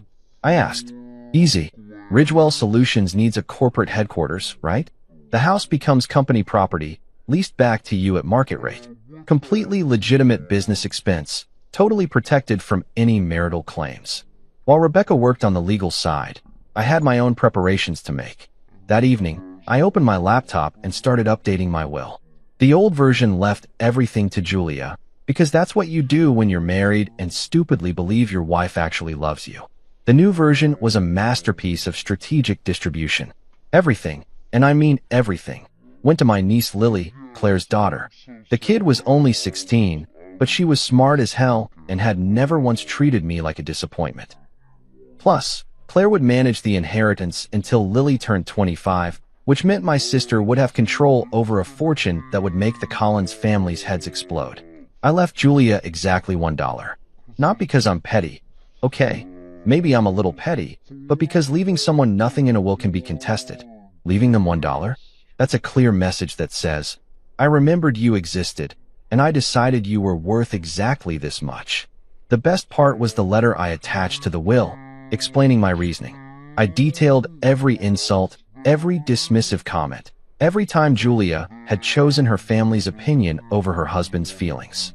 It was like a greatest hits album of marital disrespect, all documented with dates and witnesses. But I didn't stop there. Oh no, I was just getting warmed up.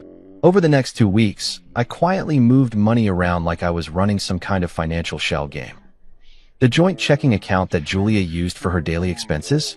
I left just enough in there to cover the monthly bills, moving everything else into business accounts that she didn't even know existed. Our savings account, the one she thought contained about $40,000? That money got invested in a new subsidiary of Ridgewell Solutions, a company I created specifically to hold personal assets. Technically, we were broke. Practically, I was richer than ever. The credit cards were even more fun. I paid them all off and then called the companies to update our financial information. Since I was now technically unemployed, all my income was coming through corporate distributions. Julia's applications for new credit were going to be a real adventure. Meanwhile, I kept playing the part of the clueless husband beautifully. I asked Julia about her day, listened to her complain about her friend's drama, and pretended to care when she mentioned that Marcus was thinking about buying a new car, all while I was systematically dismantling every financial advantage she thought she'd have in the divorce. The real stroke of genius came when I restructured my business ownership. Instead of being the sole owner of Ridgewell Solutions, I created a holding company based in Delaware because Delaware corporate law is basically designed to protect rich people from their problems, and transferred all my shares to that entity. On paper, I owned a management consulting firm that paid me a modest salary. In reality, I controlled a logistics empire worth tens of millions of dollars. But good luck explaining that distinction to a divorce court, especially when all the paperwork showed a struggling small business owner who barely made enough to cover his expenses.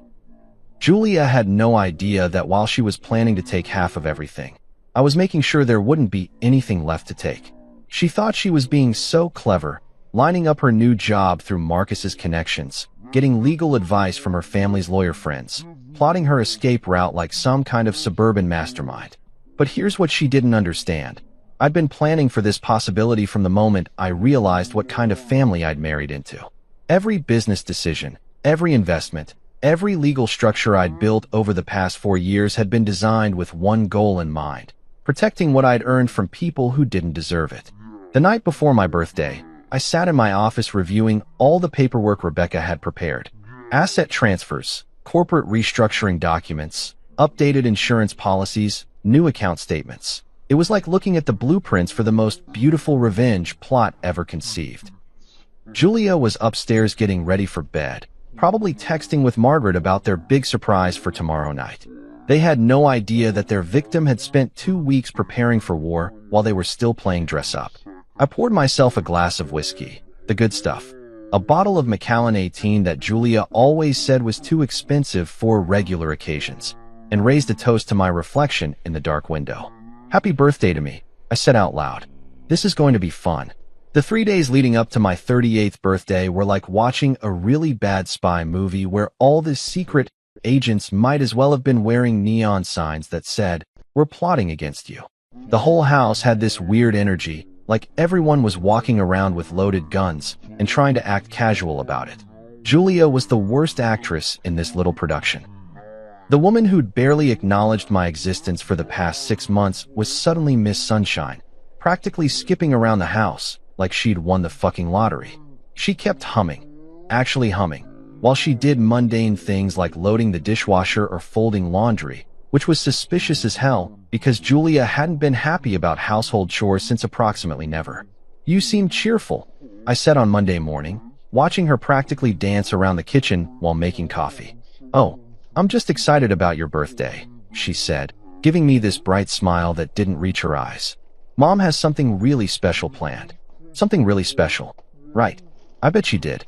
The phone calls were constant and obvious. Every time I walked into a room, someone would quickly hang up or switch to talking about the weather or what they were having for lunch. Margaret called at least 6 times a day, and Julia would take these calls in different rooms of the house, speaking in those hushed, conspiratorial tones that made it clear they weren't discussing birthday cake flavors. Tuesday afternoon, I was in the garage pretending to organize my tools when I heard Julia on the deck, pacing back and forth while she talked to someone on her phone. No, it has to be perfect," she was saying.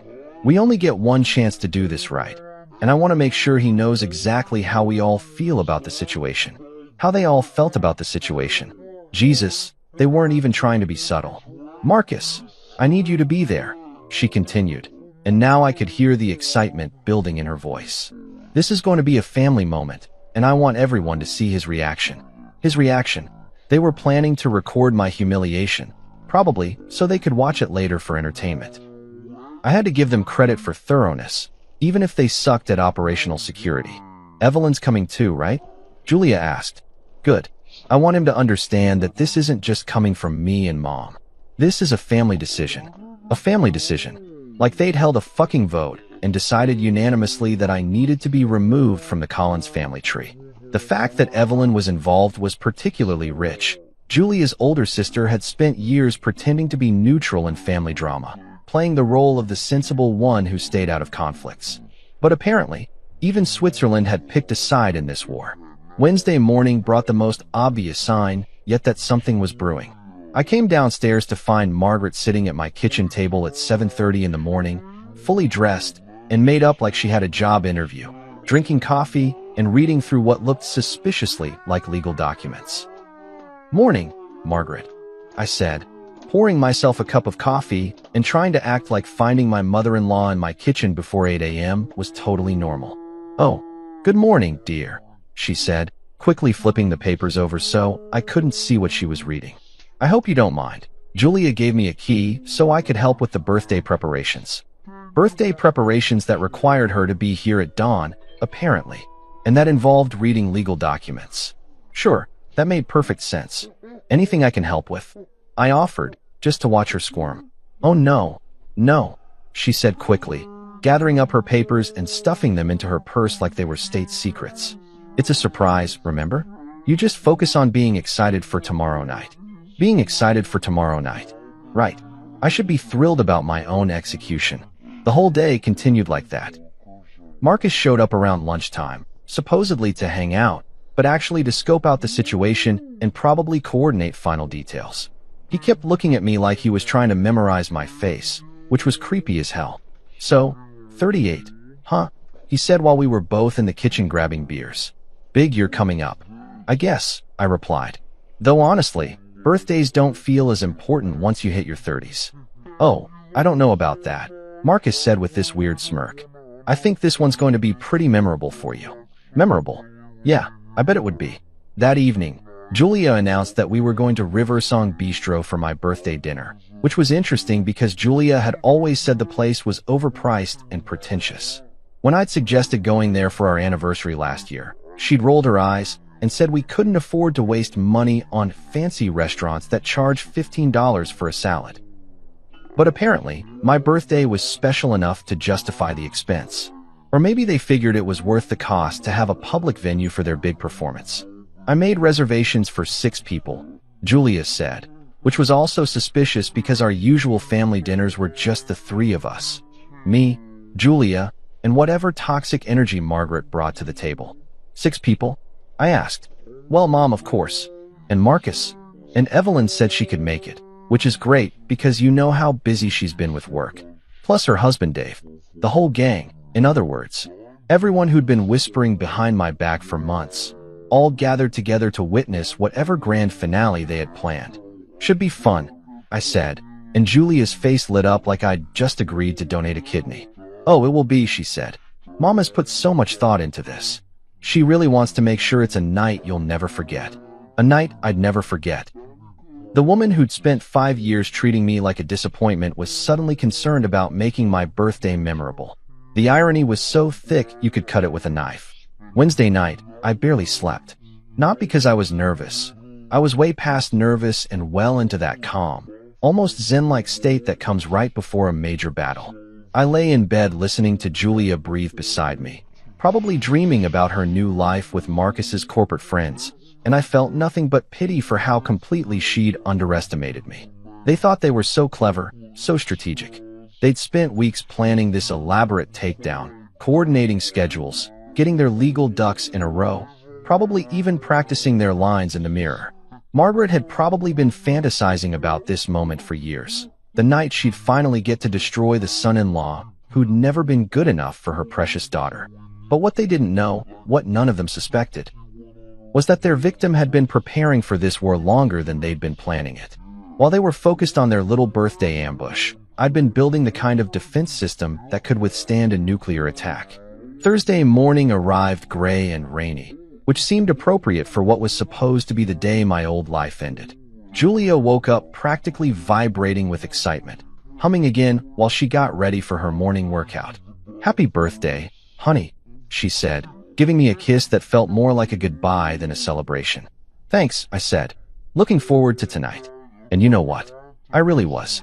Because while Julia and Margaret and the rest of the Collins family were planning to end my story, I was about to show them that they'd actually written the first chapter of theirs. Game time was finally here. Riversong Bistro on a Thursday night was exactly what you'd expect from a restaurant that charges $28 for chicken breast and calls it artisanal. The lighting was dim enough to hide the disappointment in your wallet. The music was that generic jazz that's supposed to make you feel sophisticated, and the waitstaff moved around like they were personally offended that you couldn't afford to eat somewhere better. But tonight, none of that mattered. Tonight, This overpriced den of culinary pretension was about to become the stage for the most spectacular family drama in recent Collins history. We arrived fashionably on time, because God forbid the Collins family show up anywhere without making an entrance. And I have to admit, watching everyone try to act normal was better entertainment than anything they could have put on the menu. Marcus kept checking his watch like he was timing a bomb. Evelyn looked like she was attending a funeral, and Dave, Evelyn's husband, just seemed confused about why he'd been dragged into whatever this was. Margaret, of course, was in full performance mode. She'd dressed for the occasion in what I can only describe as courtroom chic, a navy blue suit that probably cost more than most people's rent, paired with the kind of jewelry that screamed, "I have money, and I'm not afraid to use it as a weapon." "Doesn't everyone look wonderful tonight?" she announced as we settled into our seats, like we were at a wedding instead of what was clearly going to be a public execution. Julia was practically bouncing in her chair, fidgeting with her phone and positioning it at different angles. At first, I thought she was just being her usual social media-obsessed self, but then I noticed she kept angling the camera toward me. This wasn't Instagram content she was planning. This was evidence collection. "Are you recording something?" I asked, just to watch her panic. "Oh, just some family memories," she said, giving me that fake smile again. "You know how I like to document special occasions." Special occasions. Right. Like my execution was going to make it into the family photo album. The appetizers arrived, and I have to give the Collins family credit. They committed to the performance. Margaret ordered the most expensive starter on the menu. Marcus launched into some story about his latest work triumph, and Evelyn actually managed to carry on a conversation about her kids' soccer season without looking like she was about to throw up. But I could see the tension underneath it all. The way Julia kept glancing at her mother, waiting for some kind of signal. The way Marcus would start to say something and then catch himself, like he was afraid of spoiling the surprise. The way Evelyn kept looking at me with this guilty expression, like she was watching a car accident in slow motion. Dave, bless his heart, was completely oblivious to the undercurrents. He just sat there eating bread and making small talk about the weather, probably wondering why his wife had insisted he dress up for dinner with her weird in-laws. "So," Margaret said as our entrees arrived, and something about her tone made everyone stop talking at once. "I think this is the perfect time for birthday gifts. Here we go. Showtime." The whole table went quiet except for the soft jazz and the murmur of other diners who had no idea they were about to witness something that would probably end up as a story people told at parties for years to come. Margaret reached into her purse, the same purse she'd been clutching all week like it contained nuclear launch codes, and pulled out that pink butterfly envelope. The same envelope I'd washed her stuff full of legal documents 3 days earlier. The same envelope that Julia thought was going to ruin my life. "From all of us," Margaret announced, standing up and holding the envelope like she was presenting an Academy Award. Her voice carried just enough to make the nearby tables turn and look, which was probably exactly what she wanted. Julia's phone was definitely recording now, and I could see Marcus leaning forward with barely contained excitement. Evelyn looked like she might be sick, and Dave just seemed confused about why everyone was acting so weird about a birthday card.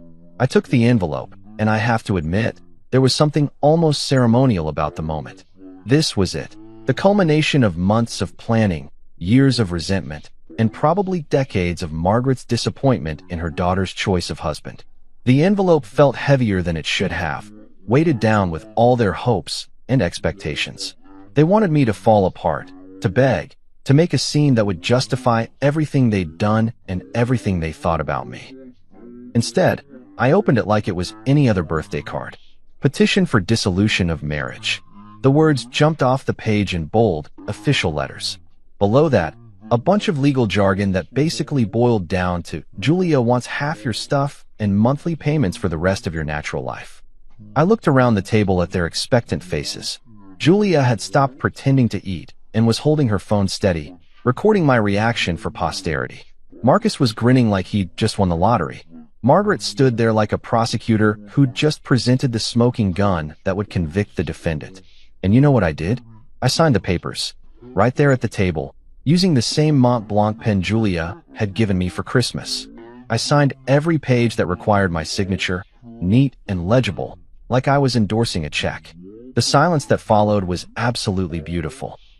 You could have heard a pin drop in that restaurant, which was impressive considering the ambient noise of 30 other conversations happening around us. Julia's phone slipped from her hands and clattered onto the table. Marcus's grin disappeared so fast, it was like someone had hit a reset button on his face. Evelyn actually gasped, and Dave looked around the table like he was trying to figure out if this was some kind of joke he wasn't getting. But Margaret, Margaret was the best. The woman who'd orchestrated this entire performance, who'd probably spent weeks imagining my humiliation, just stood there with her mouth hanging open like she'd forgotten how to speak. "Thank you," I said, sliding the signed papers back into the pink envelope and handing it to Margaret. "This is exactly what I needed." I stood up, pulled out my wallet, and dropped a $100 bill on the table, more than enough to cover my share of the meal and the tip. "This should take care of everything," I said, straightening my jacket. "And Margaret, I have to say, this was perfectly planned. Really, just perfect timing." The entire restaurant was watching now. Other diners had stopped their conversations to stare at our table, probably trying to figure out what kind of family drama they'd just witnessed. The waitstaff was hovering nearby, unsure whether they should intervene or just let the show continue. Julia finally found her voice. That's it. You're not going to fight this? You're not going to try to work things out?" I looked at her, really looked at her, and felt nothing but pity. She'd spent so much time planning my destruction that she'd never considered the possibility that I might actually want to be destroyed. That her divorce papers weren't a weapon, but a gift. "Fight what, Julia? Your happiness? If this is what you want, then congratulations. You got it." Marcus started to say something, probably trying to salvage whatever this was supposed to accomplish, but I cut him off. "Marcus, tell your friend David that Julie is going to be a wonderful addition to his marketing team. I'm sure she'll fit right in." The look of shock on his face was priceless. They thought they'd been so clever, so secretive. They had no idea that I'd been listening to their phone calls and planning sessions for weeks. I walked toward the exit, leaving behind a table full of people who'd just realized their brilliant plan had somehow backfired spectacularly. Behind me, I could hear urgent whispers, chairs scraping, and the sound of Margaret trying to explain to the other diners that everything was fine, just a family misunderstanding. But as I pushed through the doors and stepped out into the cool evening air, I couldn't help but smile. Act 1 was complete. Now it was time for my encore. I was halfway to my car when I heard the restaurant door slam behind me and footsteps on the pavement. Part of me wanted to keep walking, to let them stew in their confusion while I drove home and celebrated my newfound freedom with that bottle of Macallan. But the other part of me, the part that had been planning this moment for weeks, knew it was time for the grand finale. I turned around to see Julia practically running toward me, her face flushed and her eyes wide with something that looked suspiciously like panic. "Wait," she called out. "We need to talk about this." "Talk about what?" I asked, genuinely curious. "You got exactly what you wanted. Divorce papers, signed and delivered. What's left to discuss?" Behind her, the rest of the Collins family was spilling out of the restaurant like refugees fleeing a disaster zone. Margaret looked shell-shocked. Marcus kept running his hands through his hair, and Evelyn was trying to comfort Dave, who still seemed completely lost about what had just happened. "This isn't how it was supposed to go," Julia said, and there was something almost childish in her voice, like she was complaining that I'd ruined her birthday party by not crying when she broke my favorite toy. "How was it supposed to go exactly?" I pulled out my phone and scrolled to a contact I'd been saving for exactly this moment. "Were you expecting me to beg? Maybe cause a scene? Give you something dramatic to show your friends?" Julia's mouth opened and closed like a fish gasping for air. Behind her, I could see Margaret approaching with the kind of determined stride that suggested she was about to try to take control of a situation that had already spiraled way beyond her ability to manage.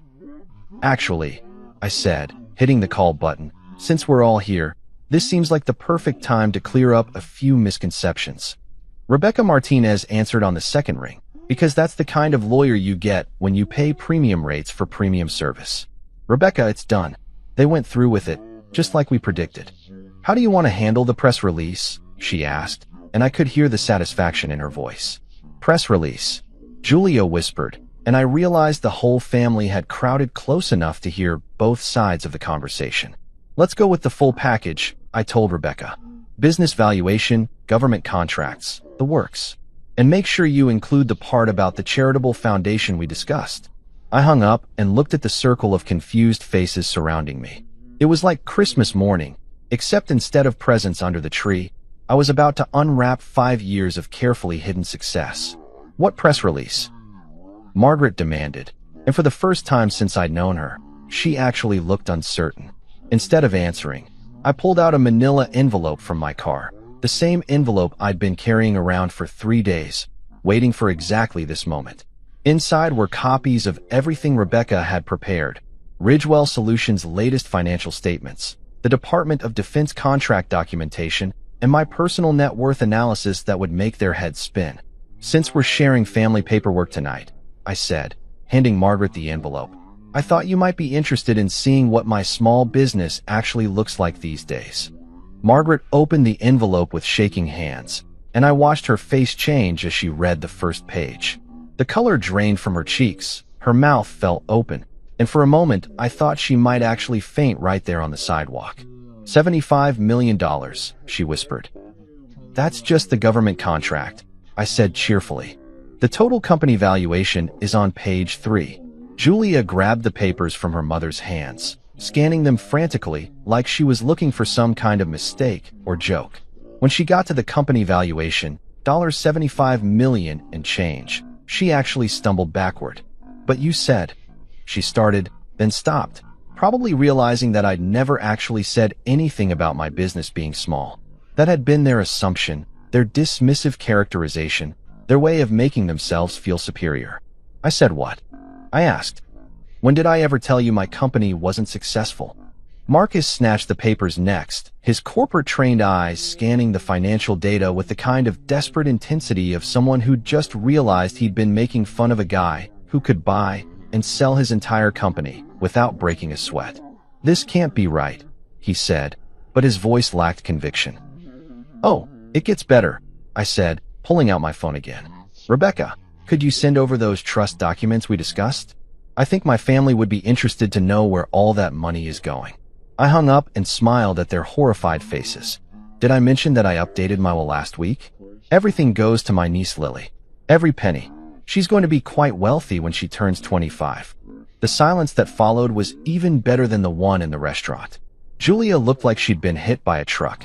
Margaret appeared to be having some kind of existential crisis, and Marcus was still staring at the financial documents like he could change the numbers through sheer force of will. You planned this, Margaret finally said, her voice barely above a whisper. No, I replied, walking toward my car. You did. You spent months plotting to get rid of the disappointing son-in-law, and congratulations, you succeeded. I'm free, I'm richer than ever, and thanks to that lovely pink envelope, I don't owe any of you a damn thing. I got in my car and rolled down the window for one final word. Oh, and Julia, good luck with that marketing job. I'm sure Marcus's friend will be very understanding when he finds out you just walked away from a $75 million marriage. As I drove away, I could see them in my rearview mirror, still standing there in the parking lot, probably trying to figure out how their brilliant plan had just made me the happiest man in the city. Walking out of Riversong Bistro that night wasn't just leaving a restaurant. It was stepping out of a prison I'd been living in for 5 years without even realizing the bars were there. The cool evening air hit my face, and for the first time in longer than I could remember, I felt like I could actually breathe. I drove home through the quiet suburban streets, past all those perfect houses with their perfect lawns and their perfect families, and I couldn't stop laughing. Not the bitter, angry kind of laughter that comes when your world falls apart, but the genuine, from the belly kind that happens when you realize you've just won a game you didn't even know you were playing. The house felt different when I walked through the door. It was still the same overpriced colonial that Julia had insisted we needed to fit in with the neighborhood, still filled with the same furniture that Margaret had helped pick out, because family homes should reflect family values. But now it felt like what it really was, a stage set for a play that had finally ended. I poured myself that glass of Macallan I'd been promising myself and settled into my recliner, the one piece of furniture in the entire house that Julia had never managed to redecorate or replace with something more appropriate. Sitting there in the dark, sipping whiskey that cost more than most people's car payments, I tried to process what had just happened. They'd actually done it. After months of plotting and planning, Weeks of secretive phone calls and conspiratorial meetings. They'd actually gone through with their elaborate scheme to destroy me publicly. And in doing so, they'd handed me the most beautiful gift imaginable: complete, total, irrevocable freedom from their toxic little dynasty. My phone started buzzing around midnight. Text messages from Julia, starting out angry and demanding, then shifting to confused and pleading, then finally settling into desperate bargaining. "We need to talk. This is all a misunderstanding. Mom didn't mean for it to happen like this. Can we please just discuss this like adults?" I didn't answer any of them. What was there to discuss? They'd made their position crystal clear at dinner, and I'd accepted their terms completely. The only thing left was the paperwork, and Rebecca would handle that. The next few days were like Christmas morning extended into a long weekend. I woke up each day with this ridiculous grin on my face, unable to quite believe that I was actually free. No more family dinners where I was the punchline. No more Margaret's condescending comments about my cute little company. No more pretending to laugh at Marcus's corporate war stories or listening to Julia complain about how boring her life was. Rebecca called on Saturday morning with an update that made my day even better. "The divorce papers they filed are actually going to work in our favor," she said, and I could hear the predatory satisfaction in her voice.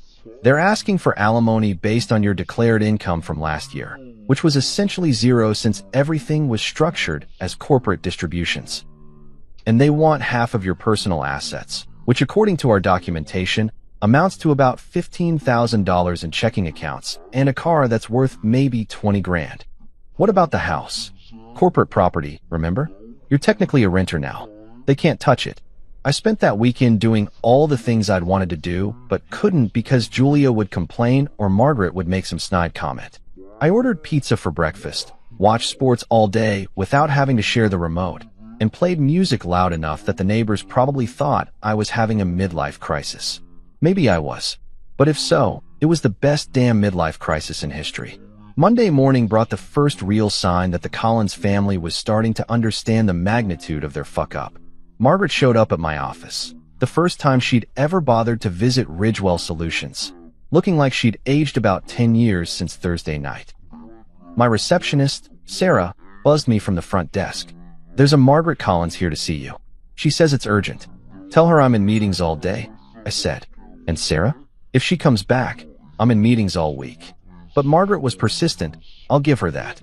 She waited in the lobby for 3 hours, probably hoping I'd cave and agree to see her. When that didn't work, she started calling every day, leaving increasingly desperate voicemails that went from demanding to pleading to downright pathetic.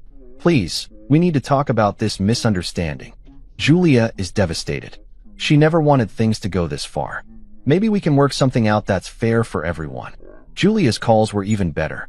She'd gone from angry to confused to desperate in record time, probably as she started to understand what she'd actually thrown away. The messages got longer and more rambling as the days went on, like she was trying to talk herself into believing this was all some kind of mistake that could be fixed with the right combination of words. "I know you're upset, but we can fix this. Mom was just trying to help. She thought you'd be happier without the stress of marriage. I never wanted to hurt you. I thought this was what you wanted too. Please call me back. We need to discuss the practical aspects of this situation." The practical aspects. Right. Like how she was going to explain to her new corporate friends that she'd just walked away from more money than they'd ever see in their lifetimes. 2 weeks after my birthday dinner from hell, I closed on the penthouse. 42nd floor, downtown high-rise, with floor-to-ceiling windows that gave me a view of the entire city. The kind of place that screamed success so loudly you could hear it from the street. Moving day was therapeutic in a way I hadn't expected. Packing up 5 years of marriage, sorting through all the accumulation of a life I'd never really wanted, deciding what was worth keeping and what could be left behind for Julia to deal with. The photo albums went in the trash. The wedding gifts from Margaret's friends went to charity. The furniture that Julia had picked out to impress her mother got donated to a homeless shelter, where it would actually serve a purpose. I kept 3 things from the house: my clothes, my books, and that recliner. Everything else was just props from a play I was never auditioning for again. The penthouse felt like coming home in a way that suburban colonial never had. Clean lines, modern furniture, space to breathe and think without someone else's opinion about how I should live my life. I set up my home office in the room with the best view, looking out over the city I'd conquered while my ex-family thought I was failing. Julia tried visiting once, about a month after I'd moved out. The doorman called up to announce her, and I could hear the desperation in his voice as he relayed her message. She says it's very important, Mr. Ridgewell. Something about urgent family matters. Tell her there are no family matters anymore, I said. And if she comes back, call security. That was 6 months ago. 6 months of waking up every morning in my own space, making my own decisions, living my own life without someone else's family treating me like a disappointment. 6 months of building my business even bigger, traveling to places Julia always said were too expensive or too impractical, and rediscovering who I was when I wasn't trying to live up to someone else's expectations. The irony is perfect. Margaret spent 5 years trying to convince Julia that she'd married beneath her station, that I was holding her back from the life she deserved. And in the end, she was right. I was holding Julia back. But not from success or happiness or any of the things Margaret thought mattered. I was holding her back from finding out exactly how much money she could have walked away from if she'd just treated her husband with basic respect. Their envelope, meant to destroy me, had given me exactly what I wanted all along. A life where I didn't have to pretend to be grateful for their contempt. Freedom, finally. And it felt fucking fantastic.